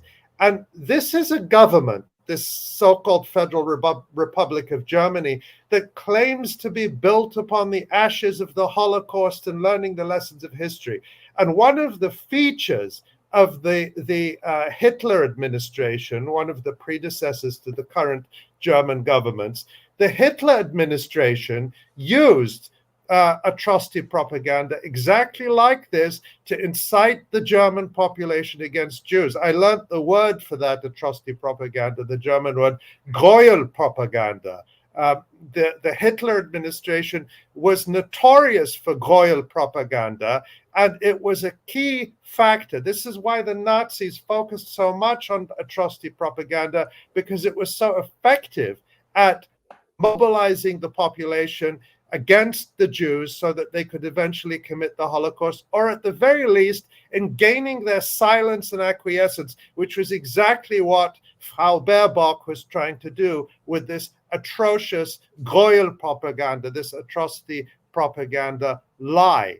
And then the final thing I want to show here, Tamara, item number 7, the press coverage. There was quite a bit of press coverage of Annalena Baerbock's speech. I didn't find one Western media source or one German media source that either that mentioned her lie or challenged her on it. The only media that did is the Turkish Anadolu Ajansı, the Turkish news agency, which asked the Israeli army spokesperson 𝐓𝐿𝐿 𝐈𝐧𝐭𝐫𝐿 to comment on the German foreign minister's claim that there was footage of a video, and not even 𝐓𝐿𝐿 𝐈𝐧𝐭𝐫𝐿, one of the most notorious liars and propagandists for Israel. I mean, even among Israeli army spokespeople, this guy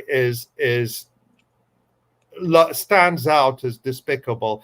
And not even he would stand by Annalena Baerbock's lie. So as Israel's atrocity propaganda falls apart, as this genocide becomes even more horrifically visible to the whole world, Western officials whose governments are directly participating in this genocide are resorting to open lies like this, and they are not being challenged by Western media, mainstream media, or government media like the BBC or the CBC or Deutsche Welle, among others. And it's left to us, it's left to the Electronic Intifada to, and a few other independent outlets to hold these genocidal, I'm going to borrow a word here from our friend 𝐓𝐡𝐞 scumbags to challenge them and hold them accountable. Yeah. I mean, it's saying, just a couple weeks ago, U.S. President Biden was speaking at the commencement ceremony at Morehouse College, and he repeated the 40 beheaded. He said, "I've seen the photographs." A different lie. Yeah. He didn't repeat the 40 beheaded babies, but he claimed that that when he was in Israel, he was shown, he said photos, but it's hard to understand how it could be photos. It sounded like he was describing a video where he claimed that an Israeli mother and child were tied up and they had kerosene poured on them, and then they were set on fire and they watched as they burned. Again, this is a complete fabrication. No such video exists. Nowhere has it ever been mentioned in any media. Not even the Israeli government claims such a video exists. And again, with Biden, I looked, of course, there was wall-to-wall coverage of his speech. This was a major speech at Morehouse College, and we're in the middle of an election campaign in the United States. So there was a lot of focus on the speech. I didn't see the Washington Post, the New York Times, CNN, nobody point out that the president of the United States just told this astonishing lie. And these are the same media who, you know, if during the Trump years, during the Trump years, we fact checked what the president said. The president said he had a sandwich for lunch, but he actually had a taco salad. I mean, they made this big display of showing, oh, we're the big truth tellers challenging the president. And Biden is allowed to tell this atrocity propaganda, these lies in service of a genocide, in the service of blowing the heads off, really blowing the heads off babies in Rafah, really burning children as is happening in Rafah. And there's no challenge. And also in my story that I wrote for the Electronic Intifada, I pointed out how the EU's so-called anti-Semitism coordinator, Katharina von Schnörbein, told another lie about yet another video. This was a real video, the one we discussed, I think, last week of the 5 Israeli women soldiers being captured and taken prisoners of war, where they presumably are now in Gaza. And that video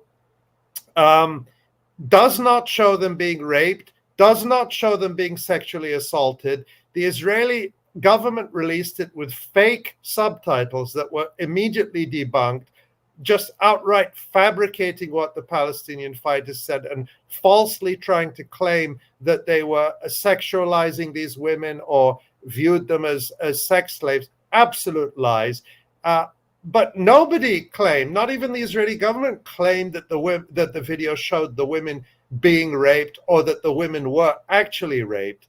Yet the European Union's anti-Semitism coordinator, Katharina von Schnörbein, claimed in a tweet that the video showed, quote, raped Israeli women.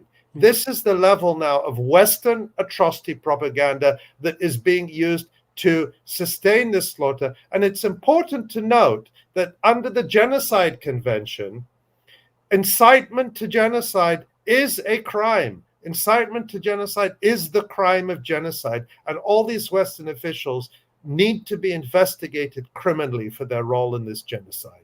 And the corporate media, you know, I mean, there were journalists who were also tried at Nuremberg. And people seem to forget that too, because it's part of the Rwanda incitement. Too. In Rwanda too, journalists were convicted of genocide for their role in spreading atrocity propaganda and incitement. Yeah.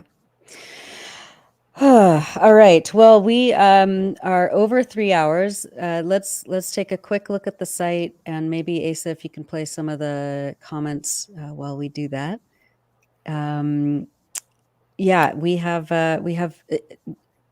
again an incredibly comprehensive list of features by our writers and contributors in Gaza, including Abu Bakr Abed. Abu Bakr, who we saw in the news report, and it was so wonderful to see him. He he did this report after the first tent massacre in Rafah, and as he told us, lots of people are fleeing the Rafah area in the vain search for safety up towards Deir al-Balah, where he was reporting from. If we go back to the front page, we can see, there's a piece right there at the top by our colleague David Cronin about, with some analysis and context about Ireland's recognition of Palestine. You can see David, like many of our friends in Ireland, is saying, more needs to be done. And if we go back and look at some of those features on the front page, again, just to highlight that all of this work, all of this writing is being done by our colleagues in Gaza right now. We have Randa Shhade, Batul Awad, Ahmed Sbeih. If we scroll down, Tamara, we have Asil Al-Mansi, Khulud Sleman, Khalid Al-Qirjali and Khalid Al-Hissi and Alia Madi. These are our colleagues from Gaza, in Gaza, who are still working under these horrifying, impossible conditions. We are very proud of their work. Please continue sharing, reading it, sharing it, posting it on social media, getting the word out. I've had people write to me, some of our friends. I had someone, one of our many viewers, I hope, I won't say names because I didn't say I was going to quote it, saying how pleased she is to support our work, but she finds it too hard to read some of these pieces. And it is hard to read them, but it's important to still share them and to let the world know, because our colleagues are under conditions that are just unbearable. We're very proud of their work.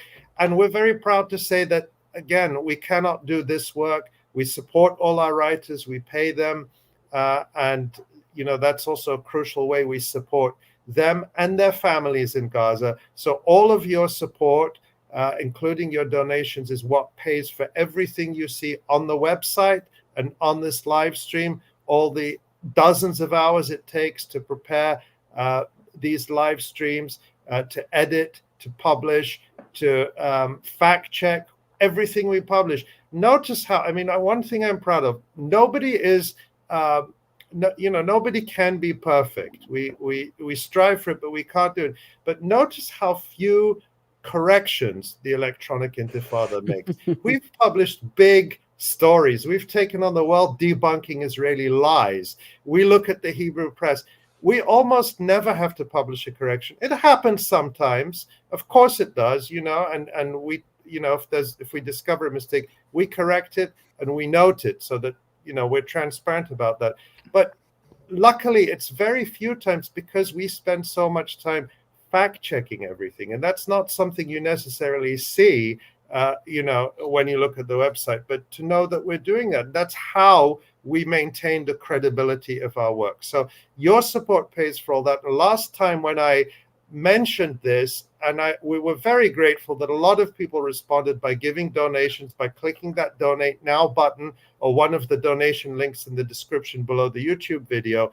And so I want to say thank you to everyone who did that. And I want to say a special thanks to the people who went the extra mile and signed up for to be monthly donors, which is an incredible way to sustain this work, because we're here for the long term. And so that long-term support, that reliable support, makes a huge difference. And I hope they won't mind if I just mention by first name, just to shout out to Mustafa J, Richard, Catherine, Michaela, Michael, Daryl, OL, Humam, and there are others. Thank you so much, and thank you to each person. And the final thing I want to say is thank you for all your messages. We get messages in every way, from the comments on our YouTube videos, to the comments on articles on EI, to the emails you send us, to the messages on Twitter. We read them. They affect us deeply.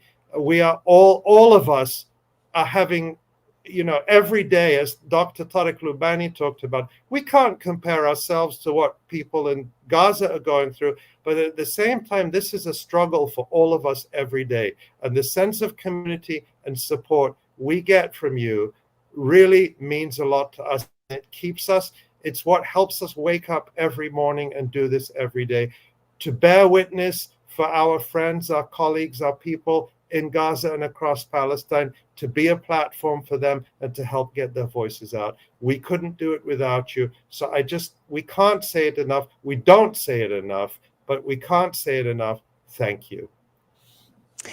Nothing else to add to that. Thank you so much, Ali. And with that, thank you to Tamara, first and foremost, to Jon, Asa, and Ali, myself, and everyone at the Electronic Intifada. We are forever grateful, and we'll see you next time. Thanks so much.